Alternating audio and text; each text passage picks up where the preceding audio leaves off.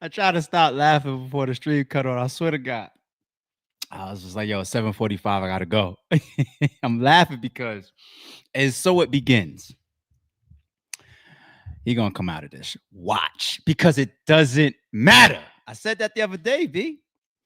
If you can control at least a portion of the narrative, if you are popular, if you got money, if you got power, if you can still make good music, it doesn't matter.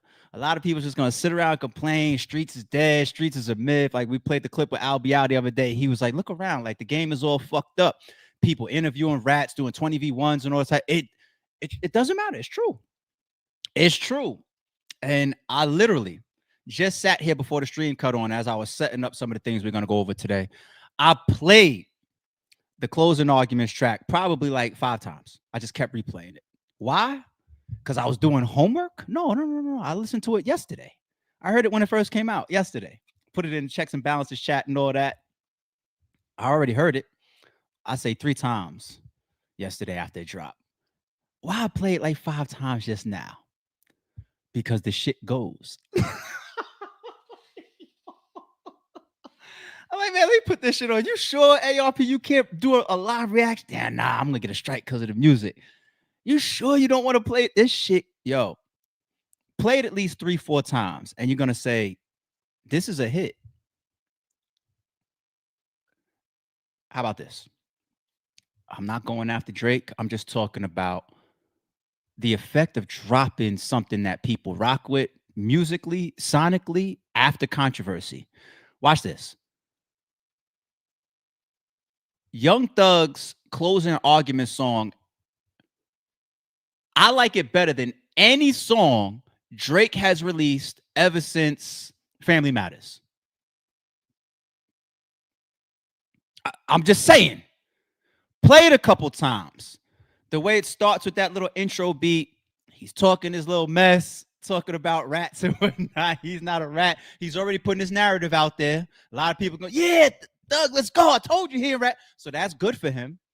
Then the beat drops. He's not a great rapper. We know that. But it's the vibe of it. So he's going. And then he gets to the part that's in the thumbnail. Got a rat, Woody a rat, Slug a rat, fuck old Bob. It's just like, it's catchy as shit.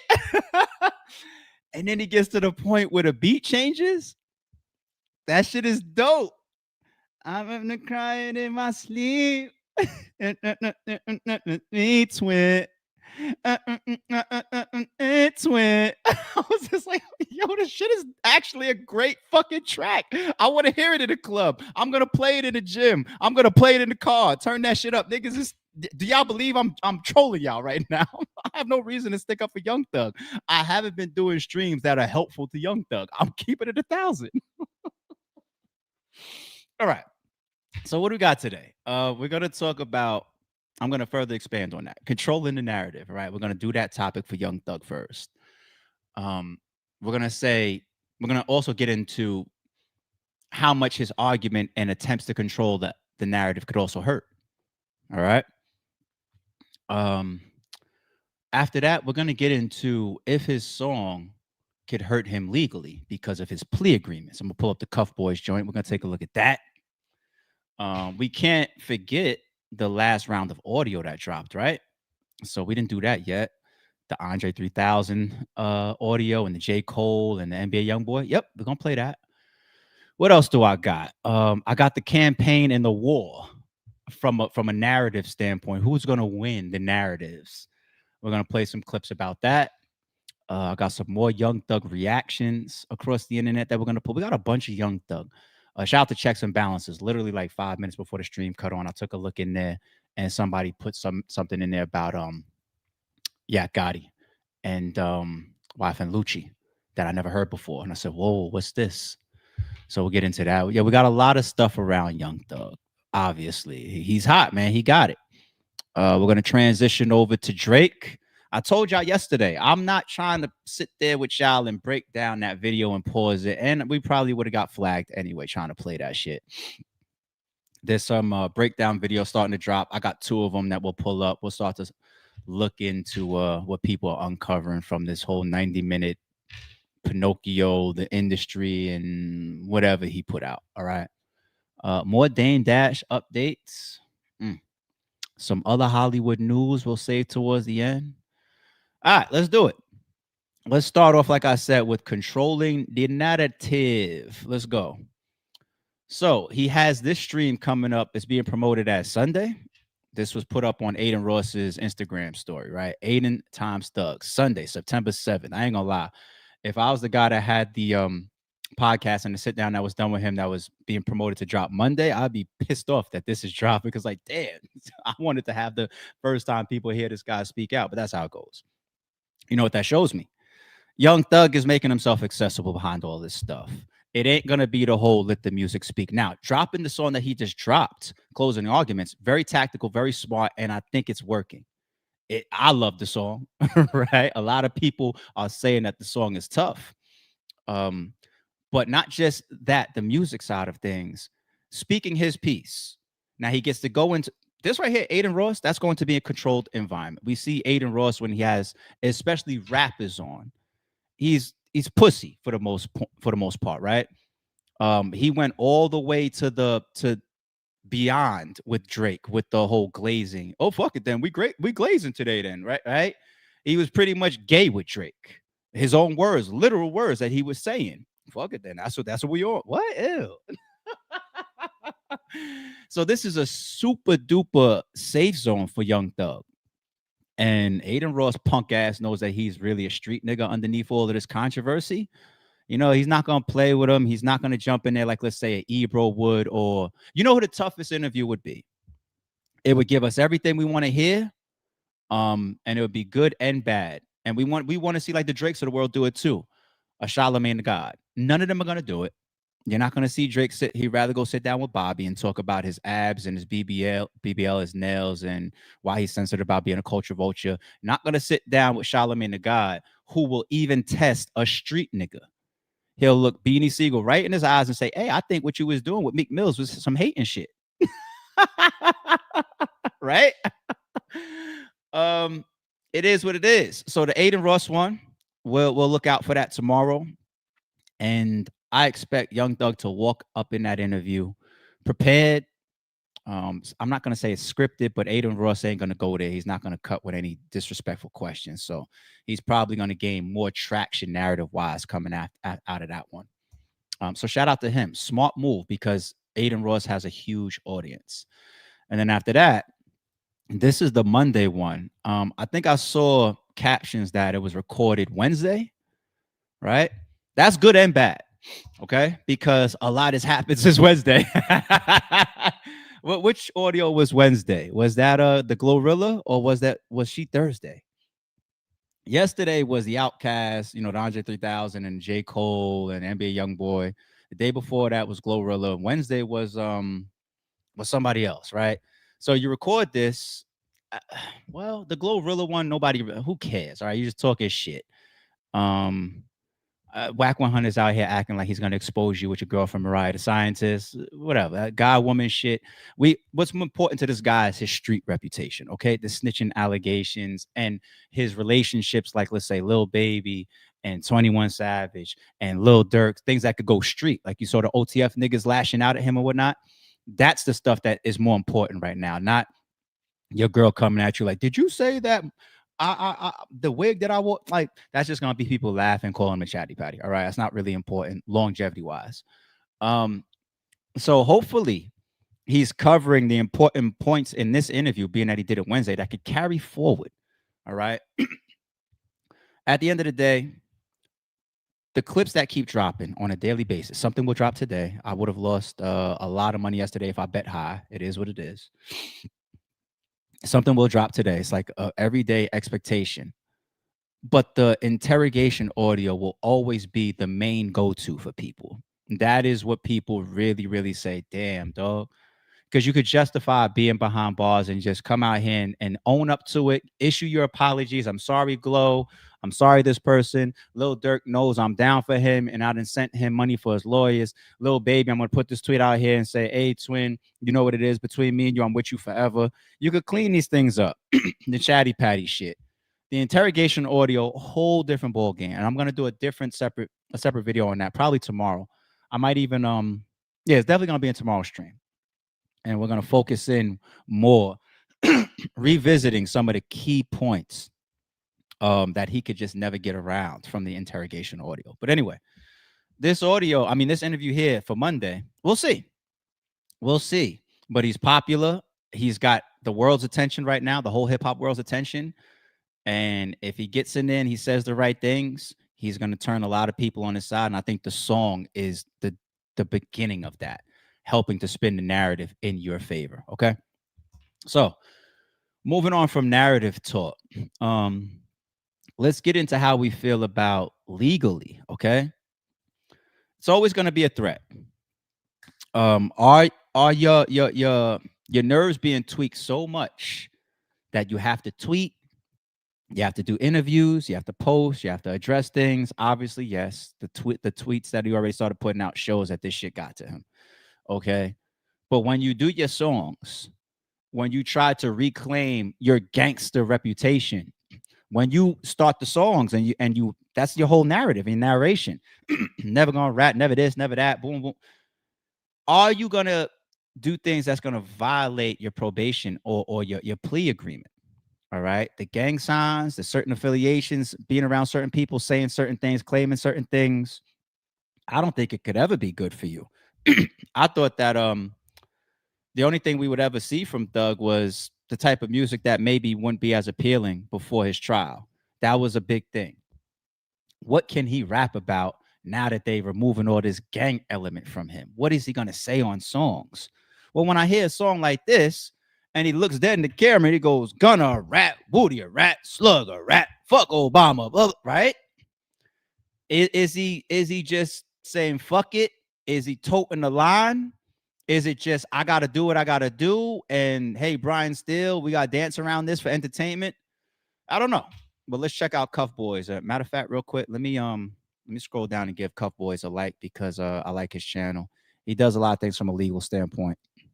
So check him out. There goes the like, of course. I gotta practice what I preach. All right. Young Thug has called everyone out in a music video that was just leaked on the internet.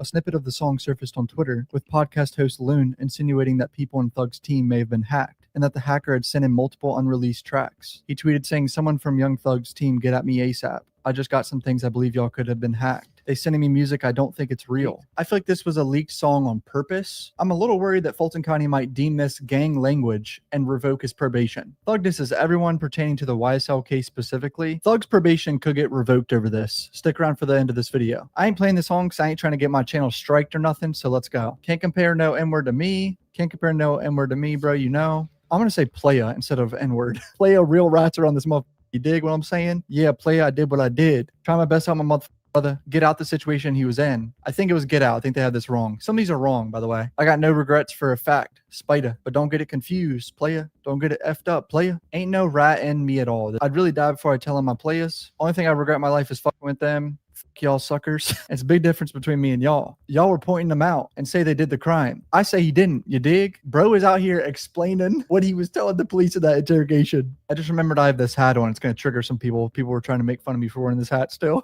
And then the beat drops and he goes, pull up to your house like the mailman. They hit everything plus the trash cans. Back to back to back like it's federal. Don't hit the mailbox, it's federal. Keep a big jet at the airport. My shoes dirty, my cup dirty. They both muddy. Hide in the house. They gonna get you cuz.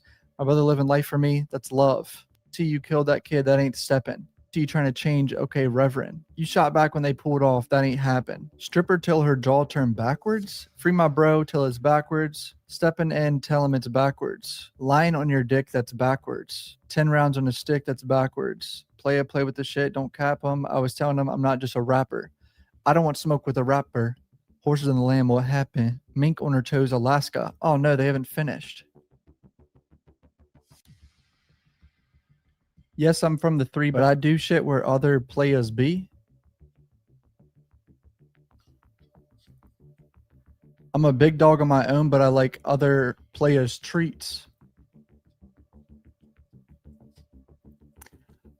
Gunna a rat, Yak a rat, Slug a rat. So you're talking about Gunna, Yak Gotti, and Slug, Trontavious Stevens that took the stand? Woody a rat. F that playa Obama. YSL Obama, obviously not the real Obama. People are confused about that on Twitter. There's people that clearly did not watch the YSL trial that are trying to talk about this old line, bro. Like, you don't know which Obama he's talking about? Slime Life Shoddy. Make sure you put down your something. I don't know what he says. I just asked Thugger Daily what he thinks that bar is because I can't understand it. Make sure you put down your 40. It's kind of what it sounds like. DK, okay, he gay. He's talking about Walter Murphy, DK, that took the stand too with the face tat in the center. I would say I'm stepping, but that's cliche. Players thought they left me, but then we beat the case. But I'm a little confused. Taking a plea deal don't mean you beat the case, right? Like, technically, you took a plea, brother. You ain't beat the case. Shannon Stillwell beat the case. YSL Gotti beat the case. Thug took a plea. That ain't beating no case, in my opinion. Even if it's a no contest plea, that still ain't beating no case. I mean, he got 15 years probation, bro. That's terrible. Like, he on probation, which is worrying me about all these lyrics, because, bro, he's talking a lot about the YSL affiliates, and he's not supposed to be doing that, low-key. He just called someone a bitch, but the name started with a D, and I can't really figure out who he's talking about. If you weren't that N-word twin, they wouldn't have tried to squish your kids? Repeating pussy over and over about 6 times. If an N-word like buddy kill me, God got to give me another chance. Gave 14 N-words hits, and it only cost 300 bands. I don't know if this is pertaining to, hopefully it's not pertaining to putting hits on people. I don't think it's that, but something about maybe the whole paying for stream shit. Remember the whole dog was on the call talking about he paid for streams for Gunna, and he has a plug for fake streams and whatever.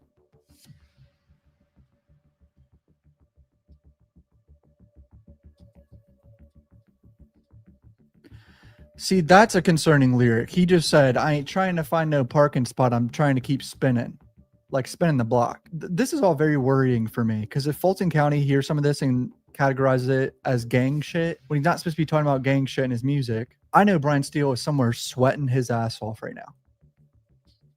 Kill one of my dogs. I'd rather never end it. Get your homeboy touch. It will only cost me JC pennies. Is he talking about paying for a hit? This is not good if he's just talked about that.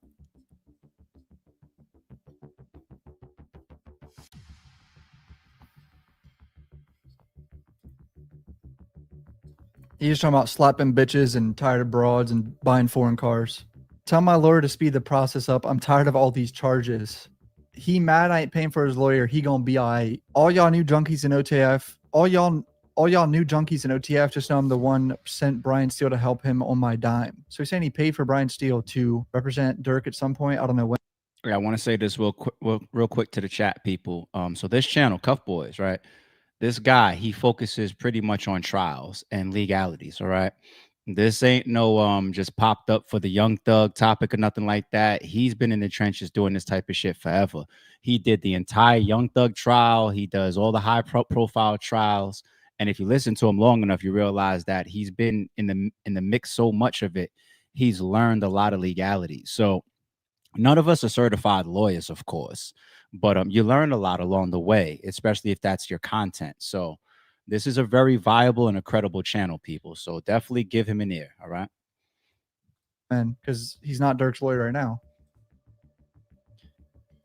I make deals with the warden. I don't need a kite. If you don't know, a kite in jail or prison is like a note. So he don't need notes. He got a deal with the warden. That is a crazy bar. I hope every rat go camping and get ate by a bear. That is stupid as shit. Now he just describes skeeting on a woman's face. Love that. Now suddenly he's singing. He just said, though, my last day of trial felt like playing truth or dare. So is he saying he was thinking about telling the truth? He proceeded to just explain how he's from the trenches and he has a fat mama. I think that's what it sounded like. How I get more love from a freak than I get from N-words that grew up in the streets. Some of my cars got stolen. They fucked up my fleet. State of Georgia taking his property, his gang property, when we all know he didn't purchase that with gang money. I'm not sure if this leak is planned. Maybe this is a way that Thug is leaking a song to respond about the YSL shit when he technically can't talk about it. Fulton County could still deem this a probation violation. Honestly, they could.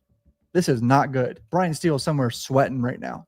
This is why it's concerning. Special conditions of probation. So the first one is defendant is permitted to enter the metro Atlanta area to attend the wedding, funeral, or graduation from high school, college, or graduate school, or medical emergency of immediate family members only. So you can't go in Atlanta During each year of probation, defendant shall enter the metro Atlanta area and shall make a live anti-gang and anti-gun violence presentation 4 times per year at a grade school, middle school, boys and girls club, or similar group. The presentation may include a benefit concert. These presentations may count towards his required community service hours. During each year of his probation, defendant shall perform 100 hours of community service. This is where it gets bad. Defendant shall not knowingly have contact of any kind with any other member or associate of a criminal street gang who are not a member of defendant's immediate family, including but not limited to each of the named individuals charged in indictment, with the exception of defendant's biological brother, Quantavious Greer, and Sergio Kitchens, for as long as defendant and Mr. Kitchens are contractually obligated, except as necessary for the lawful business of his musical career. I still find it crazy that Brian Steele pushed for Thug to be able to make music with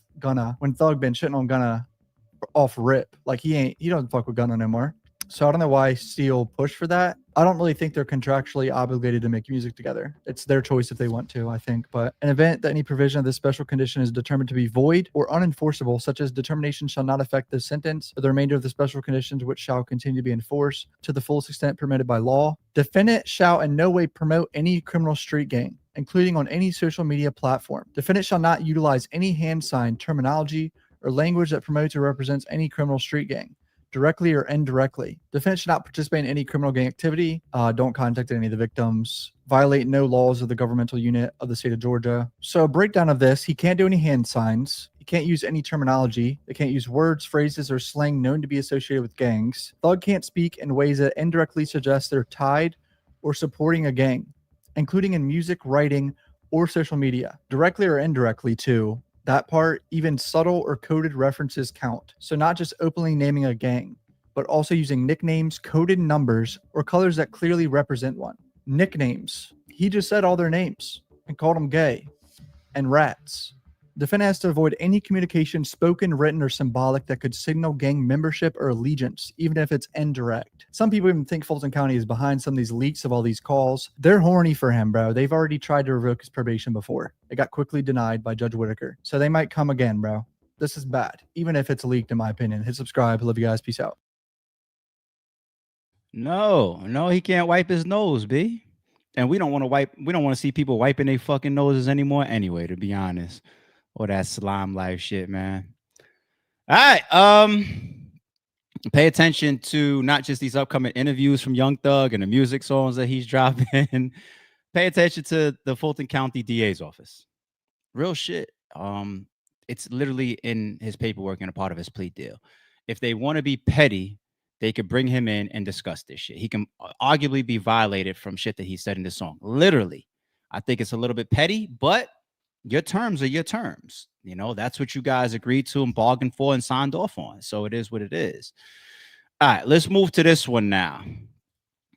This one is 6ix9ine and DJ Academics. It's like a debate of who told more.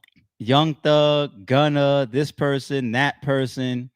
You're going to watch DJ Academics doing a bunch of dancing, of course, doing some trolling, doing some guiding and alley-ooping for content. I'll call it out. The last video I definitely want to play through for y'all, but this one, you know, you're going to hear us take a little gaps here and there because we ain't going to let this ride just off the cuff. We can't. Yo, what up, bro? Yo, I'm on the stream, bro. Yeah, what's going on? Hey, listen, we were just listening to the Young Thug song. This was the song is called Closing Arguments. He dissed about 6 rats on the song. He's talking crazy. I ain't gonna lie to you. I've told people I like indictment music, but I ain't gonna lie. This was probation violation music, and I like this too. I can't even lie. This was a hit. I like did it you hear too. it? I ain't gonna lie. Yeah, I heard it. I like it. What you think?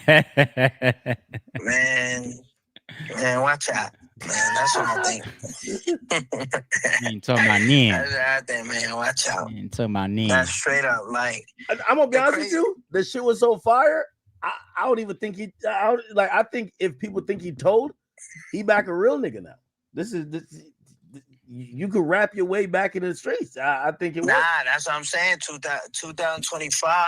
I ain't gonna lie. It's a good time to be alive for niggas who tell. Cause that shit is crazy. Like, you know what I mean?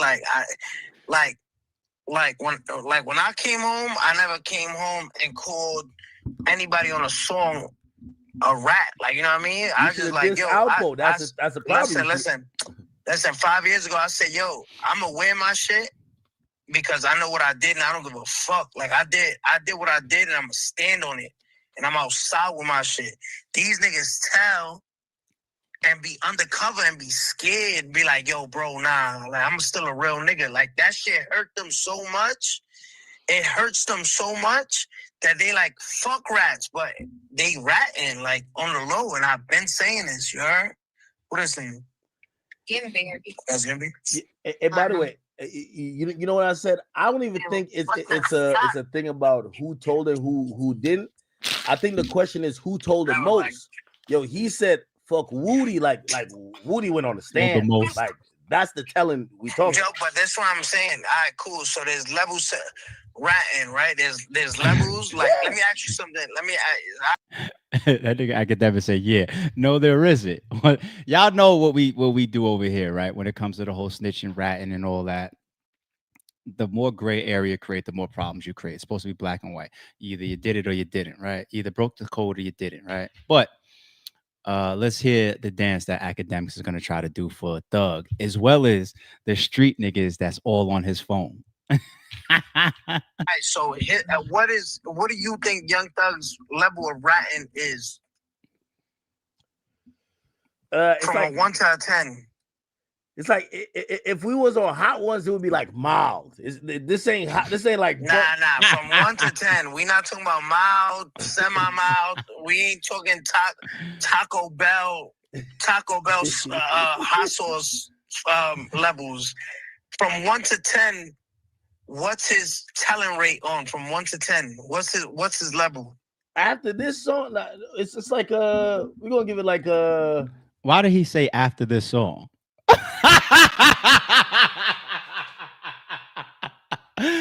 Yo, did you have a dumb moment, a troll moment, a joking moment? What did you just have? What do you mean after this song? Here we go. This is what I mean. Be like, the interrogation audio is the interrogation audio. Feel how you want to feel about it. Why would a song change it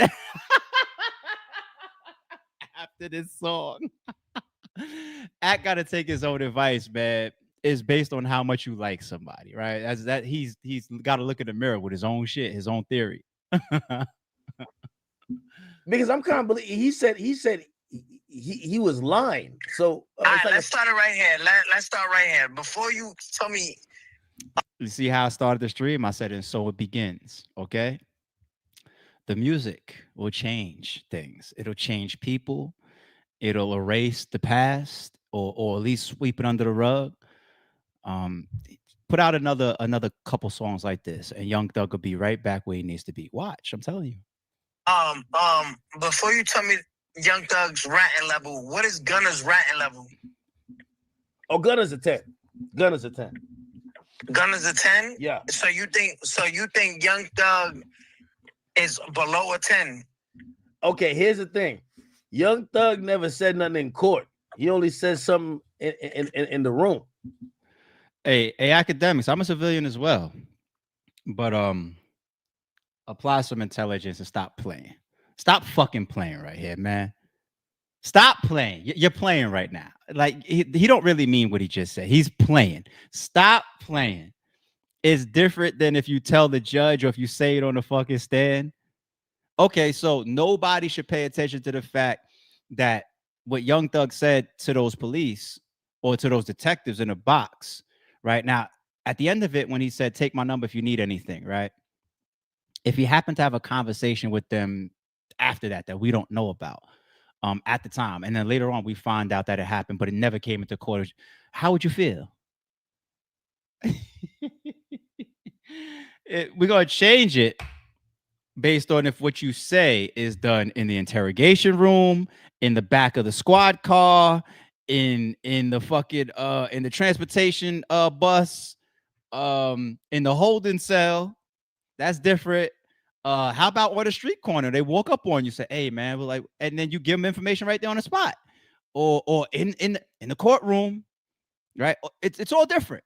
It all changes the level of you telling. And then, all right, so in the interrogation room, right? Like he told him, yo, here's my number. I'll tell you what you want. Just don't tell the world. And the female officer, I'm saying. the guy, listen, the guy said, oh, you got my number. You have her number? He's like, nah, just pass it on to her. So what level is that? Now he was trying to throw the cops off though. That's different. Oh, I was trying to throw the judge off in my trial. They just didn't fall for that shit. So what level is his shit on? Yeah, but like the cops and the judges, like it's cool to throw the cops off, not the judge, you know? Oh, all right. Yo, let me ask you something. Now he's playing. That's a clear troll. He's got to be in content mode. He's that absolute. All jokes aside, I believe he's joking there. It's okay to throw the judge off, not the cop. What? Authorities are authorities, right? Oh my God. If like I see, if you step out of bounds, right, in basketball, right? Yeah. If 1 foot is out and 1 foot is in, are you out of bounds? Yeah. If my toe is out, just my toe, am I out of bounds? Yeah, but this is different. This is levels to this shit. You feel me? Oh, now it's levels. It's levels to ratting. All right, so just please tell me the level he's on. He's on like he might have from 1 to 10. If Gunna's a 10, what is Young Thug's level? Thug level, ratting. It's like a 1. He talked too much. 1 is talk too much.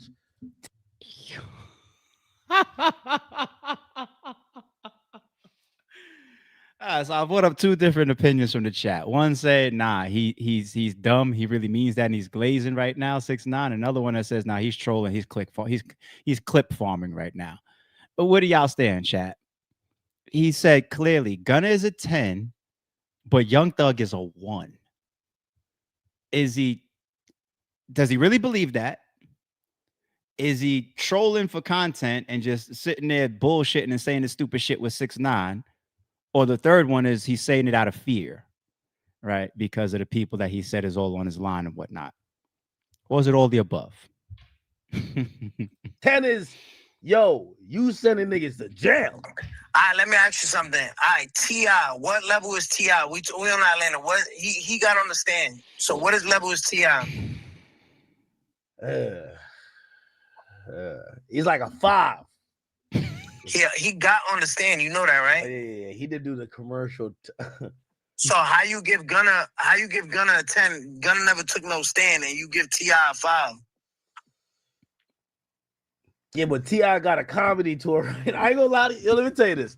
Yo, it depends on what a nigga's doing. It sounds crazy. Like, you know what I mean? Like that's what I'm saying. So you see how I got you? You see how I got you? Nah, but it's always gonna come down. Yo, I ain't gonna lie to you. I like how Thug is doing it because he's doing it on some Trump shit. It's like whatever they say to him, he's like, fuck that. I'm gonna show you the real rats. And after he started talking about the rats, I forgot that he did the interrogation. I'm gonna be honest. Only you forgot. Only Livingston Island forgot. Nobody else. That is a quick point. The audio clips, if the DA is attacking them right now, right? I don't know if they realize how fast the internet forgets and moves on to whatever the latest news is, right?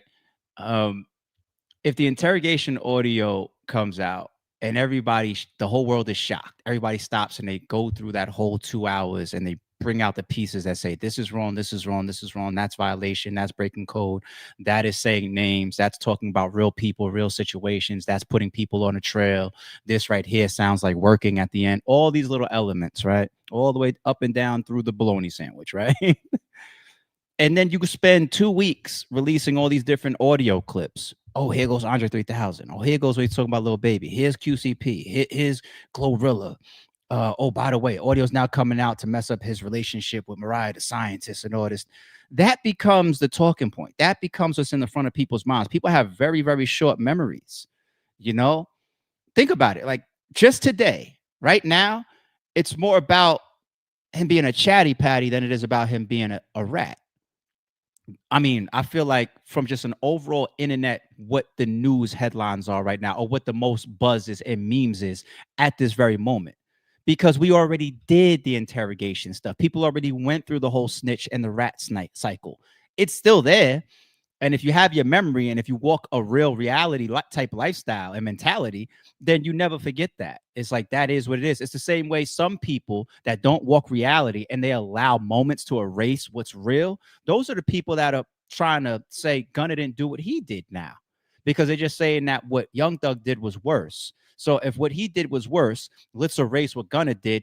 Gunna's good. Let's play his, like, you see the justification. That's wrong to do. You can't forget what Gunna did.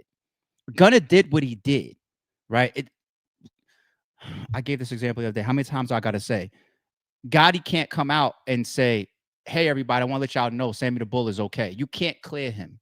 It doesn't matter who you are. Young Thug, what he does can't clear Gunna. He can't, all you motherfuckers that are sitting there saying, well, let's just wait to see what Young Thug says. You got the footage for yourself, and you determine if that fits your street code or not, or your morals or not. If it doesn't fit, it doesn't matter what the fuck Young Thug says. Okay? But that's how the internet is. That's why his song will help. That's why these interviews will help. That's why the clips will even further push back the interrogation audio, because the main focus from just a general person is whatever's hot, whatever's the moment, whatever's the biggest memes and the biggest buzz right now. Hey, DA, y'all might run. If you got some more interrogation audio, that's what you really should put out.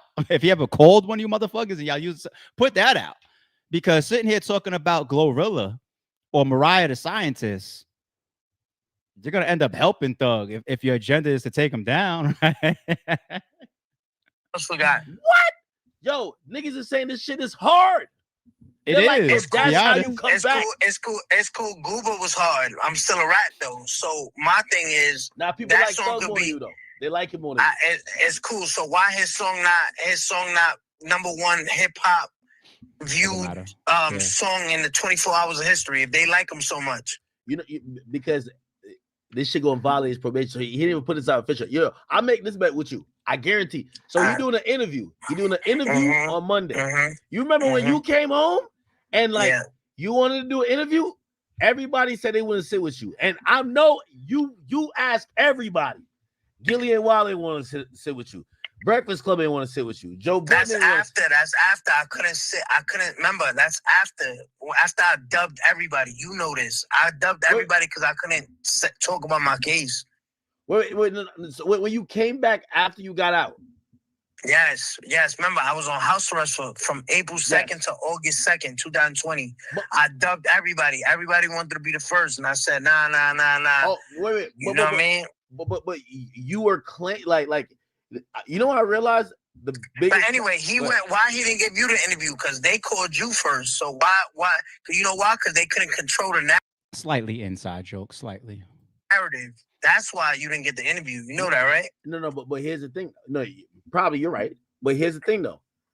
Big Bang is a street nigga from Atlanta. I'll bet $10,000 that bro, ain't T.I. a street nigga from Atlanta? These street niggas is not trustworthy, bro. These niggas is undercover rats. Why the fuck would I get an interview from a nigga from Atlanta? That's Atlanta. No.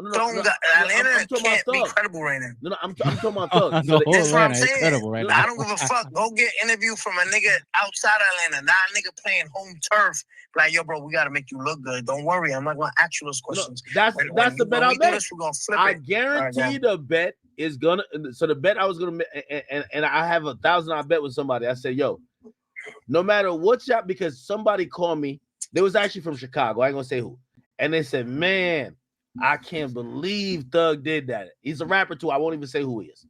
And I said, yo, listen, I'll make a bet with you. I guarantee he has an interview coming out. I guarantee, and he's interviewing not with a square or a nigga who's not in the street. He's interviewing with a guy who's familiar with the street. I'll bet you $1,000 that this dude doesn't say what you did on that videotape would constitute cooperation or telling. Do I want to bet like that? I definitely would take that bet for the Aiden Raw stream tomorrow. But for the Monday interview that's dropping, will this dude say in one form or another what you did on that audio was cooperating or was wrong or broke code? Would I take that bet? I would. I would. I would take that bet. Damn, where's Charlemagne the God when we need him? All right, let's move on. We damn near forgetting that we got some audio that we haven't spoken about yet on this podcast, right? Let's get to the latest audio clips that dropped. And I got to be careful saying that because for all I know, something dropped 30 minutes ago with these motherfuckers. I don't know. Like what is why be the biggest artist in the world on YouTube? Why wouldn't J. Cole do a song with him?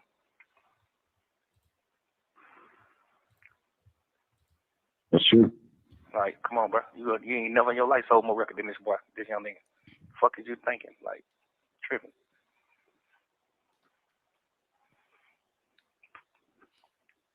Niggas just be on that. Oh, I don't like your music, or I ain't doing no music with you. Man, nigga don't like y'all nigga music neither. Nigga don't really like that shit you come out. That shit y'all niggas about. Nigga just want to do songs. Nigga just want, like, it's the game we in. Like, it ain't no, the Atlanta Falcons ain't playing Miami Dolphins because they don't like the Dolphins. Man, we playing everybody. It's the sport we in. Right. Andre 3000, you one of the biggest artists in the world. You became one of the biggest artists in the world. But you ain't helped nobody. You ain't put nobody on. Again. now you vintage. Now you goddamn can't put out a song and go top 50. You see what I'm saying? You put a song out right now, you can't even go top 50. Right. But you the big artist in the entire world at one point. But you ain't put nobody on though. You ain't did that. Ain't no nigga saying they got a career off of you. That's true. Like y'all nigga ain't help nobody. All that rap shit don't mean that, man. In 15 years, 10, 15 years, that shit don't mean nothing. Nothing. All right. Well, at least he's consistent. At least he's consistent with the shit he was saying about Kendrick. One thing that I could see now that we see him saying this about multiple people, you know, that he's not seeing through features that he thinks should happen. His philosophy on the game and on the industry, like you said, it's like a sport, you know. You're playing all these different games, away games, home games, and let's just fill the seats. Let's collect the check. Let's put some numbers on the board. That's his approach to the game. And there's nothing wrong with that, right? Your views, your album sales, your stream numbers, that's what makes you chart. That's what makes you win. That's what makes you more money in this game. You know, does Kendrick want to show up at that stadium and there's only 10 people in the seats? Numbers is always going to be numbers, right? So his approach on things, I'm not mad at that, right? But not everybody moves where they're trying to be a part of a compilation. Remember compilation albums when those was popular, people? You pick up an album from a Flex or a Clue. I'm not talking about mixtape. I'm talking about compilation albums. And it's just about a million different artists and whatnot. That's cool for us, the consumer. It's cool for me to get an album and see, all right, this is a Young Thug album. Oh, let me look at this track list. I get to hear Andre 3000. I get to hear Kendrick Lamar. I get to hear Drake. I get to hear 21 Savage. Not everybody is for that. You know, some people is just about the matchmaking. Some people is about the relationship. Some people is about the particular song, the feature. Thug is a little bit more like Drake to me, right? Now, Drake is a helper. Thug is trying to be a recipient in these scenarios. It sounds like more. Both are fine, right? Drake is a guy that definitely loans his light. Well, some people think that is two-sided with Drake because Diddy did that a lot as well. The story with Go Hard in the Paint remix, Waka Flocka did an interview saying, they asked him, how did you get Diddy on Hard in the Paint remix?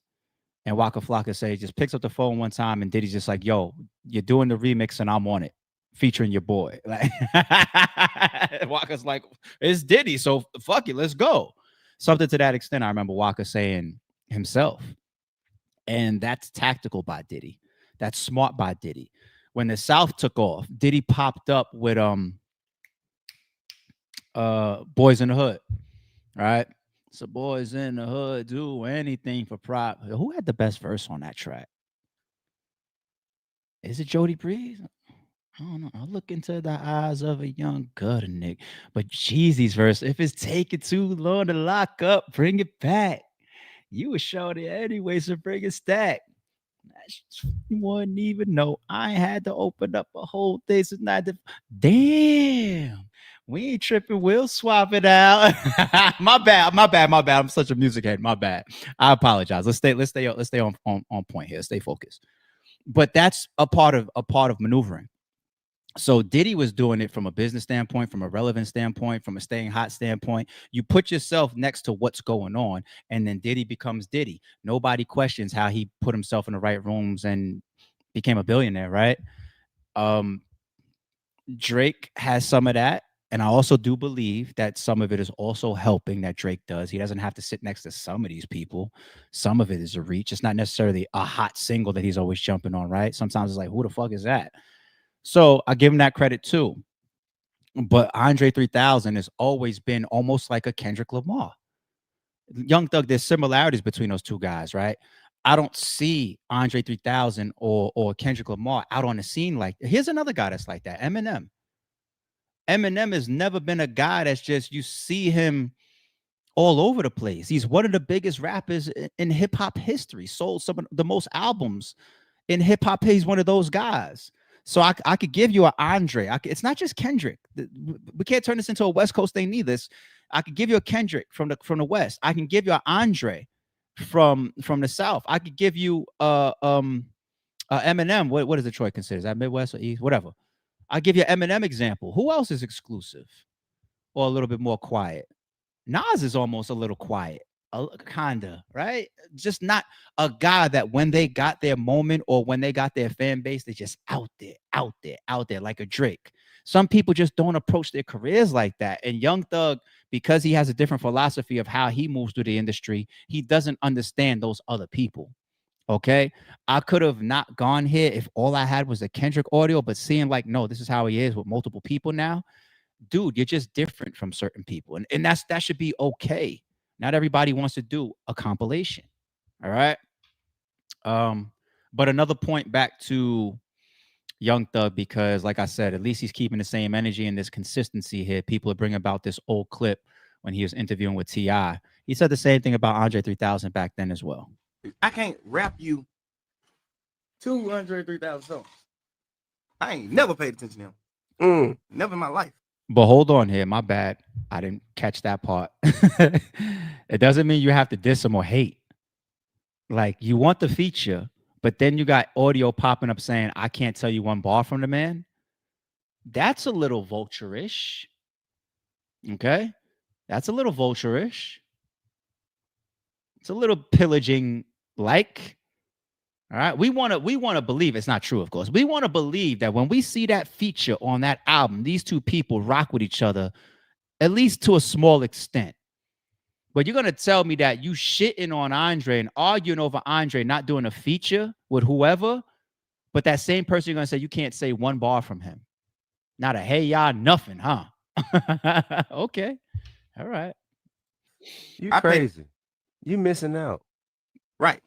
You missing out. That's Y'all what need to work together. That's what you, hey, look. That'd be crazy. We most definitely Yo, be crazy. motherfucking next move. Just like you went and worked with Elton John. But Elton John was like more like Elton John. The difference from Elton John and Andre is Elton John like to kiss ass. Andre like his ass kiss. Elton John like, hey, I love you. I remember your first song. I remember Gucci first song. When is Goo Up getting out? Like he just more of like a fan type of nigga to the point where it's like, I'm like, nigga, let's do music. He like, bet. Andre more like, yo, this is the secretary. Like, hey, tell that nigga throw it, nigga. Why you gotta talk like that? You just reminded me too. Like I could bring a couple ladies in too. Erykah Badu, shadowy. Lauryn Hill, shadowy. When's the last time Lauryn Hill is just, she's one of the biggest female artists and impactful artists in the hip hop timeline, right? Shadowy though. it's a lot of people, man. If we really pay attention to the culture, not everybody just makes themselves industry accessible because they in the game trying to make money off of music. Yo, Fuck wrong. You don't get on the fucking phone. You don't have to do that. If I become, This is our ally. no, Yes, he is. bruh. Who? He's with us. 3,000. He who ally? He's one of He us. who ally? Us. Fucking right. Man, yes, he is. Man, watch out. Why you don't rap like him? What do you mean? You don't talk like him, dress like him, look like him. Hey, man, that ain't for me. You ain't trying to portray none of that. But you're doing it. Man, shit. I can't Man, rap watch you. out. Well, I said everything I want to say about that particular clip, to be honest. All right, we leave that alone. Back to the narrative side of things. Who's going to win the online war? And so Doug's dropping music, got 2 interviews coming. Whack 100, though, he's going to be one of the leaders of the anti-thug movement. We could already see that. It's content for him. Anybody that thinks that this is all just about him sticking up for QCP is naive as fuck, all right? This is his thing. This is him in the headlines. This is him also getting traction for the exposers and the 100 side and all that. And whatever, I guess he doesn't feel the need to maintain a relationship with Young Thug, right? He'd rather maintain the relationships with other people. So keep an eye on this guy during all of this. And then he go motherfucking listen. Glorilla respond saying, nigga, you blowing my phone up to ask me what color my eyes are, right? Yeah. So, and then the nigga turned around and shoots a subliminal at her. You seen what he said, right? Hey, Wack, do you think it's over for Thug, man? Yeah, we're gonna make sure that we still got about 2 more hours of content. We already sent Drake to 28 minutes, him cutting his head. We fucking over him. I told him. Wait. There's a 28-minute. Listen what I'm trying to tell you, Act. I told the nigga Pee Wee on your channel. I came on being humble. You know me. I said, oh, you speak for Thug? Then it's on. I'm about to fuck over him. I told him that. The next day, it been on. And we not gonna stop. Hey, Fuck dude, because I don't like the fact that these niggas that a nigga break, slap, spit on, beat the fuck out of. I swear to God, we'll fuck these niggas up 18 seconds, dead homies. Wait. Swear to God, be running their motherfucking mouth, disrespecting folks, bro, like they that. And niggas ain't ready. What you're saying that there's a audio? Yeah, we got way more act. You seen the motherfucking shit came out about Dirt. We working phases, my nigga. Dirt, Glorilla, more shit coming. Hey, quick question. Whack 100. Are you saying we got more shit? We work in phases. Dude, you might want to be careful with that. You're already going through your controversy or controversial moments with the badge flashing on accident. People already say you're working. People talk about some of your past cases or whatnot. People talk about you talking so much and always looking to get people in trouble. And I don't know. What do you mean we? The whole world believes that it's the DA's office that's releasing this shit. So why are you saying, what are you talking about? Be careful your wording, buddy. Just a quick thing that I noted just now listening to it. Damn. Mariah, he don't, bro. And then he go motherfucking listen. Glorilla respond saying, nigga, you blowing my phone up to ask me what color my eyes are, right? Yeah. So, and then the nigga turned around and shoots a subliminal at her. You seen what he said, right? Hey, Wack, do you think it's over for Thug, man? Yeah, we're gonna make sure that we still got about 2 more hours of content. We already sent Drake to 28 minutes, him cutting his head. We fucking over him. I told him. Wait. Is that true? You already have a clip that you sent to Drake? Is that true? Or are you just talking, Wack? 2 more hours is a lot because everything that's come out, believe it or not, people, is probably not a total of even 6 minutes yet. All the clips that came out, you put it together and just run it concurrent, it's not a total of 6 minutes worth of footage or audio. 2 hours? Damn, hope you better hope that's not true. And that's another thing about these 2 interviews coming up. What's gonna come after your interviews? Are you gonna have to come back and do another interview? Be like, oh yeah, now I gotta address the audio of me talking about 21 Savage. You know, like Wait. Listen to There's me, a bro. 28-minute. Listen what I'm trying to tell you, Act. I told the nigga Pee Wee on your channel. I came on being humble. You know me. I said, oh, you speak for Thug? Then it's on. I'm about to fuck on. I do agree with that. I said that on a past stream. Pee Wee Roscoe made things worse. Not just because he's getting into with people that's gonna try their hardest, that have voices on the internet to push these narratives, like let's say a Whack 100, right? Or Roscoe. People. So when he gets on there and he starts calling other people rats or whatever, you make them jump in. So now you got not Roscoe, my bad, Rollo. Rollo's got a voice. He's out. Then he starts doing interviews. He starts doing Instagram videos that go viral. You get Whack 100 turned up, right? And then on top of that, Pee Wee Roscoe, his joint that he did, he didn't even say the right things. Talk about he went in there and sold some weed. That's what you're supposed to go in the interrogation room and say. I was like, what? Huh? He made that shit worse in multiple ways. I don't know who sent him, or if maybe somebody, if he was sent, he should have gave him a script to read from. Over him. I told him that the next day it been on, and we not gonna stop. Hey, fuck dude, because I don't like the fact that these niggas that a nigga break, slap, spit on, beat the fuck out of. I swear to God, we'll fuck these niggas up 18 seconds, dead homies. Wait. Swear to God, be running their motherfucking mouth, disrespecting folks, bro, like they that. And niggas ain't ready. What, you're saying that there's a audio? Yeah, we got way more act. You seen the motherfucking shit came out about dirt. We working phases, my nigga. Who's we? Who's we? Damn. Mariah, he don't, bro. And then he go motherfucking listen. Glorilla respond saying, nigga, you blowing my phone up to ask me what color my eyes are, right? Yeah. So, and then the nigga turned around and shoots a subliminal at her. You seen what he said, right? Hey, Whack, do you think it's over for Thug, man? Yeah, we're gonna make sure that we still got about 2 more hours of content. We already sent Drake to 28 minutes, him cutting his head. All right. It is what it is. All right, let's get into a couple of reactions now. I told y'all we had a bunch to cover when it came to Young Thug on today's segment. Y'all ain't believe me? Decent minds think alike. I told y'all this the other day. I said, at some point, with the codes that Young Thug follows, with the amount of street knowledge and street credibility that Thug has, the things that he said on the $1 Million Worth of Game interview with Gillian Wallow, why would he talk like that on these jail calls? And then I said, at some point, people's going to start believing that he's talking like that on these calls on purpose. Now, I'm not going there. I'm just saying, from a logical standpoint, based on him having street smarts, people's going to just have the thought sooner or later, right? And look at this. Something that I find interesting that I think a lot of people are missing in regards to the Young Thug and Gunna case is that there is a reason why Young Thug was so comfortable being on the phone. Listen, anybody with a brain knows not to speak on jail phones, Fed phones, the regular phone, right? He's not an idiot, right? He's a genius, actually.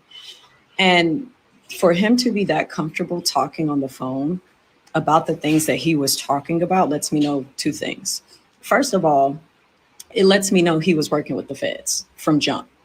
Hey. The whole YSL operation is a CIA psyop, first. Second of all, he was trying to trap other people into telling on themselves, into blackmail, so that on the back end, right, when he's freed, which he already had worked through with the feds, with the CIA, right, that he's going to get his freedom on the back end, he has to offer them something, right? There has to be an exchange.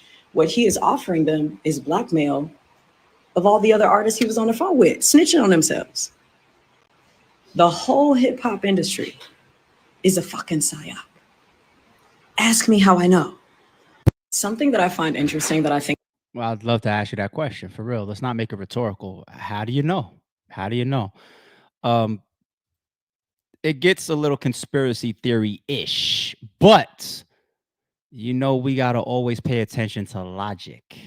And the logic of simply, dude, you have street smarts. Why are you talking like this? It just opens up questions, B. Just opens up questions. You say art imitates reality, right? You know, of people being incarcerated but still working. What's some depictions of that for y'all? It happened in Street Kings with Keanu Reeves. Remember when he arrested the game, sent the game in to get some information out of prison, and then brought him out. You want to go even further? This was a little crazy example, but art imitates reality in some form. Face Off. And they said John Travolta or whatever it did really as Nicolas Cage, right? To get information and get dirt and right. It's these movies have real shit. I mean, if The Simpsons does, then what do you think is happening with these movies? Oh, y'all gonna give all that credit to The Simpsons and think that the rest of these Hollywood directors ain't putting shit in their fucking movies? Duh. Like, come on, let's wake up. Let's wake up, people. This though, I ain't jumping on that bandwagon totally. I'm just saying.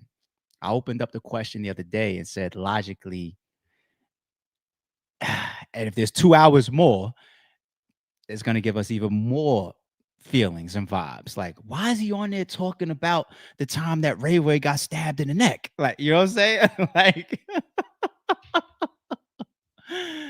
oh, all right, more reactions.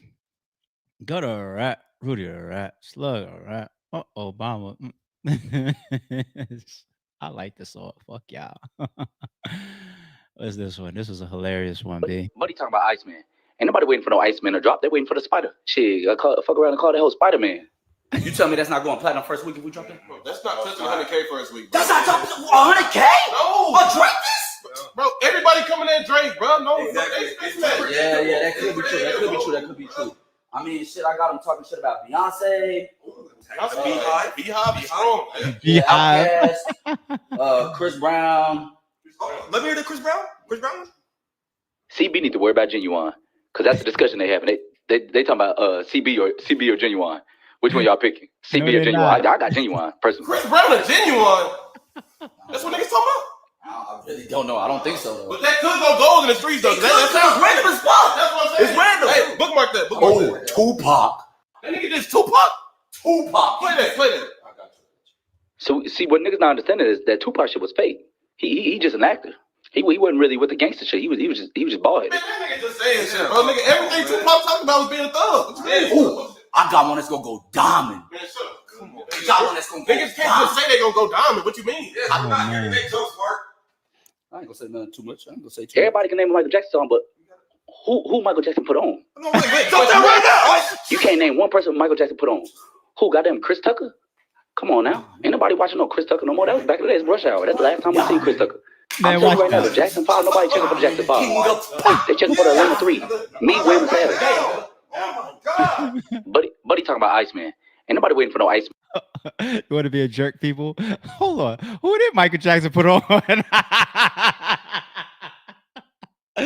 I guess anybody that he stood next to, right? Any feature, anybody that he ever did a song, any producer, anybody even did a beat for Michael Jackson, he's putting on.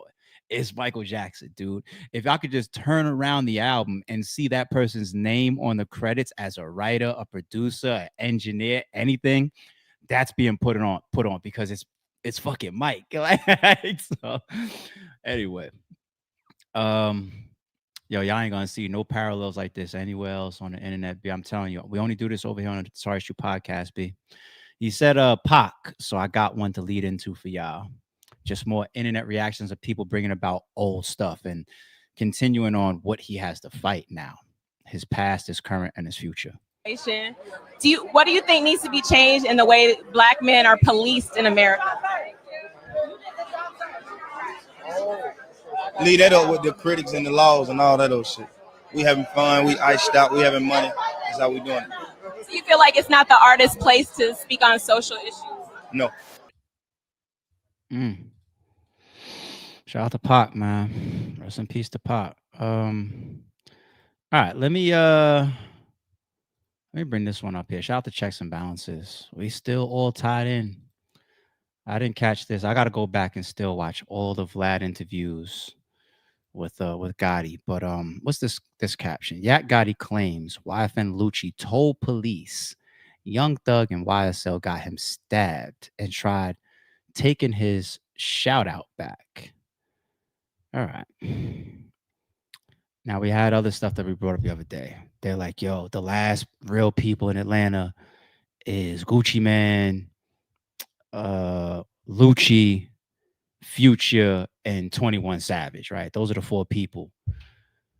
Now here we go with the Lucci shit, man. And I've been respectful. I ain't been saying Ratlanta because that term is viral now. I ain't been saying it, but is Lucci about to go through this shit too? IFN Lucci, who had his own RICO case, he ended up pleading out. You know, my man Drew Finling, I represented him. He's out. Can you and Lucci be cool again? Could whatever differences y'all had in the past be worked out? Or is it just, we're just going to keep our distance? No problem. I done chopped it up. You know, I asked him. Wait, you talked to Lucci? Yeah, you know, I asked him. What? Why you tell them Young Thug and YSL got you stabbed? In jail? All right. But I ain't got no problem, Lucci. What did he tell you? He ain't answer. You can't answer no question like that because you just be trying to work your move to get out. But I ain't got no problem with Lucci. Shout out to Lucci. Hey, you take that shout out back. What's that? Hey, man. What you say? Were you locked up in the same jail as Lucci? Yeah, yeah. He playing. He Did playing. you guys run into each other during that time? Huh? Yeah. Okay. Yeah. But after you guys got out, you guys had a conversation. Nah, hell no. Oh, you guys had a conversation in jail. I don't talk to nobody. YFN Lucci, who had his own RICO case, he ended up pleading out. You know, my man Drew Finling, I represented him. He's out.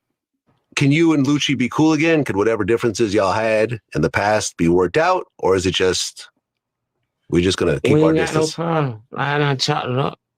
You know, I asked him. Wait, you talked to Lucci? Yeah, you know, I asked him. What? Why you tell them Young Thug and YSL got you stabbed? In jail? All right. But I ain't got no problem, Lucci. What did he tell you? He ain't answer. You can't answer no question like that because you just be trying to work your move to get out. But I ain't got no problem with Lucci. Shout out to Lucci. Hey, you take that shout out back. What's that? Hey, man. What you say? Were you locked up in the same jail as Lucci? Yeah, yeah. Yeah? Did you guys run into each other during that time? Huh?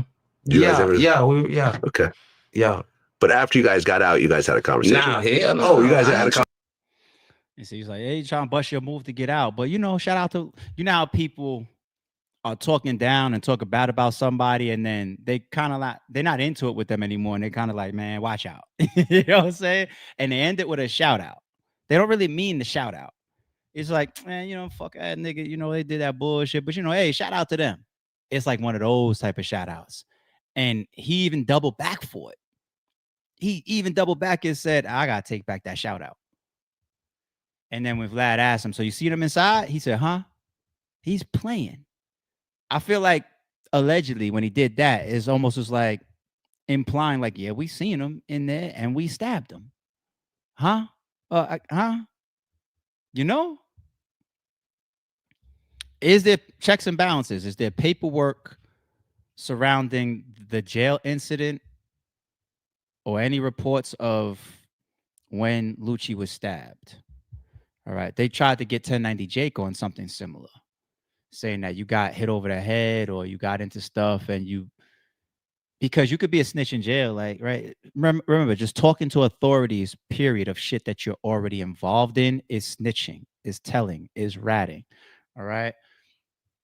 You could be a rat in jail. Remember that King Von footage? Shit was going on, fighting or whatever. They came up to the cell. They asked him, what's going on? Nothing. You want to write a report? No. I don't know. Nothing. In there, it's even worse to probably be a rat because you're right there in the mix of all the goons and the killers and the niggas that you did. It's already up. It's prison, nigga. Like out here in the regular world with your freedom, tell on somebody, then skip states or go over here or be quiet or stay in the house or whatever. But in there, you get classified as a rat. get stabbed tonight, right away.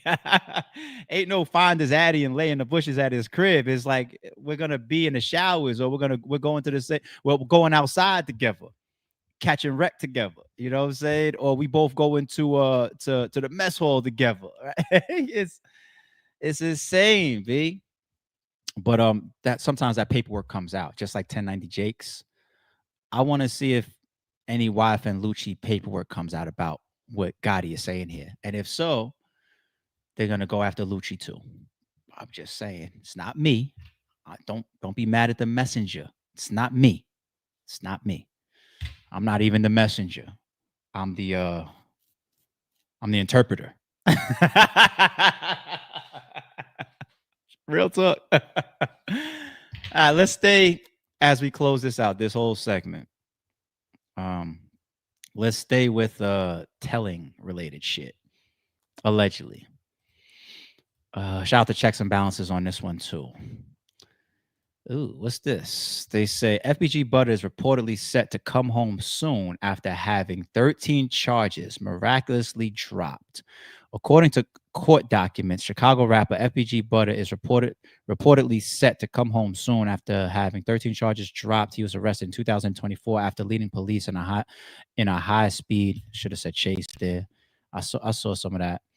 He was caught and hit with multiple drug and firearm charges, and he already had priors, right? It's not the coolest mugshot there. His eyes look all red and shit. Damn, buddy. Okay, look at this. This is a screenshot of it. Per plea agreement. Are these all the charges right here that's being dropped per plea agreement? Is that what this is for? What's this? Is this all your counts? Oh, look at all these closed. Okay, armed habitual criminal. Habitual. It's your habit to be a criminal, nigga. And you're armed. Closed. Felon possesses or uses weapon, ammo, prior conviction of specified offenses. Active. Wow. Unlawful possession of cannabis by driver. Closed. No valid license or permit never issued. Major. Closed. Improper lighting, head or tail light, first and second offense. Closed. Use of unsafe tires. Closed. Okay, a lot of this car shit I could understand if it's closed. All right, there better be something else. Improper lane usage, crossing lane boundary unsafely. Closed. No turn signal light. Closed. Driving too fast for conditions or failure to reduce speed to avoid an accident. Closed.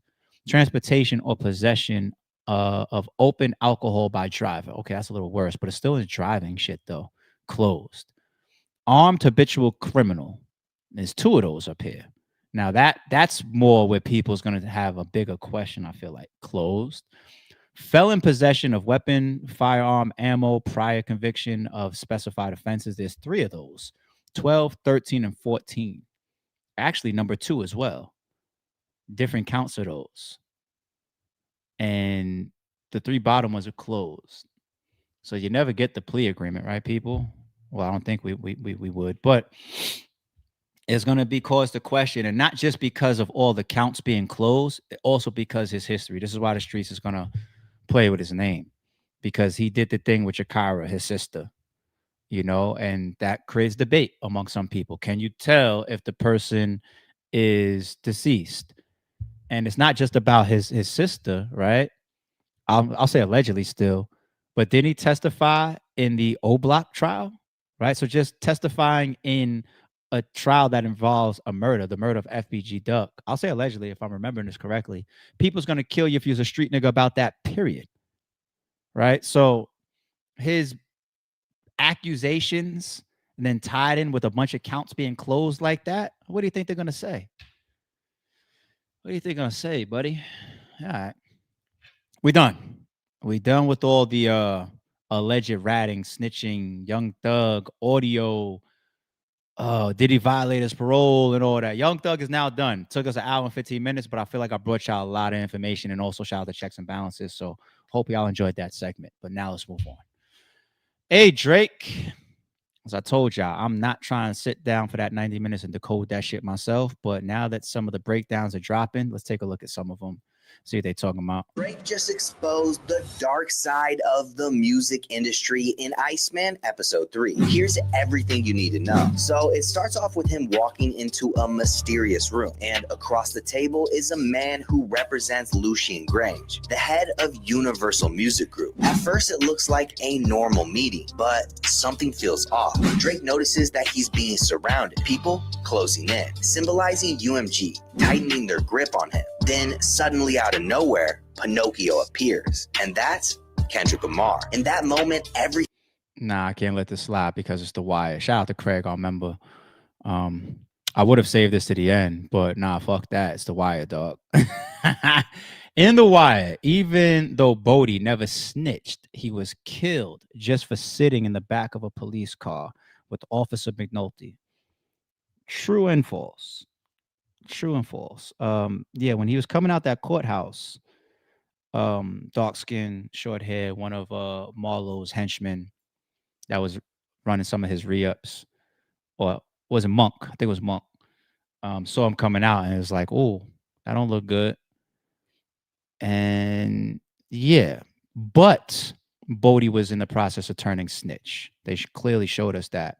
Remember, he didn't like Marlowe's street tactics. He felt like Marlowe was killing people that didn't deserve to be killed, or he was just into murder, and the game was just needed to be played a different way. Remember when they found his homie in one of the vacants, and then Bodie kicked out the police car window? That's when McNulty kind of got him off of that charge. You sit here right in front of 30 cops, you kick out a police car window, right? And McNulty pretty much started working alongside him a little bit. McNulty was being genuine, like felt bad, but at the same time, Bodie clearly told McNulty, niggas like Marlowe need to go. Like, it almost felt like he was about to be on some Cameron at the end of Paid in Full shit, pretty much. Like, look, man, I ain't gonna give you no niggas from Harlem. You know, that's what Bodie did clearly. So did he get the opportunity to actually write it out or testify in court or whatever? No. But Bodie did decide to turn into a snitch because he didn't respect Marlowe's approach to the game. So it's incredible shit. Incredible. Because some people still would take up for Bodie based on his character and how he was portrayed in the whole Wire. Incredible story writing, B. Incredible. All right, let's go back to Drake. everything clicks for Drake. The industry is plotting against him. So what does he do? He grabs his bag and walks away, refusing to play their game. See, when you look back, episode 1 was Drake preparing to leave, but the beef with Kendrick brought him back in. Episode 2 was him moving forward, but the Pinocchio symbol reminded us that he was still being watched. And then the backpack showed us that he was quietly plotting his get back. And in episode 3, he makes it clear that the label is really his enemy. So the question is, do you think Drake is really exposing the truth about the music industry, or is this all part of some sort of act? Drop your thoughts below. I'm Suspense, and if you didn't know, now you know. Drake just all right, let me start playing this other breakdown in the background while I take a look around for. Shout out to our member Bearded Brick. He puts in the chat new audio about Future. Well, I did say there's gonna be something today, right? All right, let's move. Let's stay. Let me try to stay. Let's try to mix in both because we was done with Thug, but let's see. Let me complete the Drake topic. More breakdowns. All right. Let me take a look at what this guy got going on, and I'm gonna search in the background, people. Damn, Drake, you're not as important right now. Drake just pumped us with massive loads of new music with IceMan Episode 3, the third installment after the first 2 singles he dropped for his new album with What Did I Miss and Which One, where he was basically setting the tone for his new album IceMan through these little episodes with symbolism and other cool things. And to just recap really quick on those first 2 episodes, because they are very important to this one to understand everything going on. In episode 1, he was pretty much just talking his shit to the entire industry on What Did I Miss, calling out a lot of straight up lies lies that were circulating everywhere on the internet, obviously during the beef. And then in episode 2, where we saw the symbolism of a Pinocchio-looking figure chasing him, hiding in the shadows, stalking him, obviously saying this in reference, everyone pretty much assumed it was Kendrick, allegedly lying on his name and painting him out to be some type of stalker in a way here. Well, he's back after a month, first starting with a little bit of a different announcement here with a red IceMan cover compared to the older blue ones. And this does end up making sense, so let's go through all of this. And before any of that, leave a like, subscribe, it helps my channel out a ton, and you become a part of our amazing rap community. So episode 3 starts off with Drake in Milan, Italy. Now, the first one straight from his hometown in Canada, second one in the UK after his 3-night headline at Wireless, but now we're in like that Grand Italy type aesthetic where a bunch of new stuff is happening. And the episode honestly starts off pretty quiet. Drake walking through these Italian stores. We do get a little bit of a tease of a phone call with Yeet right at the beginning, which will make more sense considering the song dropping from this will most likely be the Yeet song that we got previewed during this episode. But there's honestly a lot more than just music, a ton of symbolism in this one, and it's honestly being pretty overlooked as well. So for a while, Drake kind of just walks around, drives his IceMan truck, mumbles to an instrumental, possibly something for the album. There's a few like little songs played, but they were pretty overlooked, and honestly the media really didn't cover them at all either. And obviously this is the beginning of the episode, so nothing too significant just yet, but the big part of the episode is next, and it is the dinner. And we even have returning characters from the last episode with this eerie instrumental in the background. Here's a listen because it's actually really unsettling.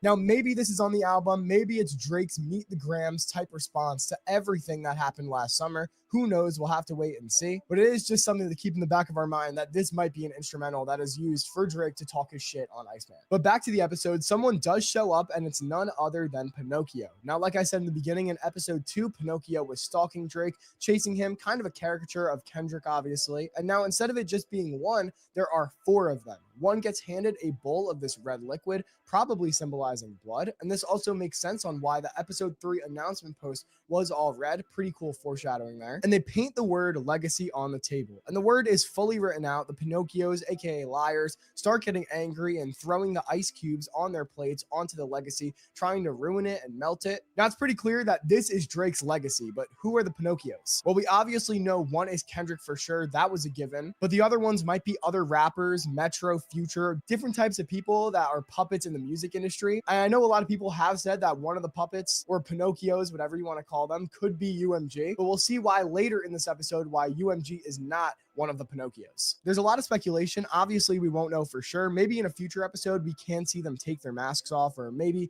when there's a movie or something for the album, we'll see that. What could be crazy if they did like AI faces, kind of like Kendrick did with the Heart Part 5, with all of the people that have betrayed Drake. That would absolutely break the internet. But to get back to the episode, they all leave, some instrumentals play, Drake hugs this girl, and then he then leaves the room. And he's actually freestyling to this crazy beat. It's a rage beat. Here's a listen to that. Hey, Cindy, your man.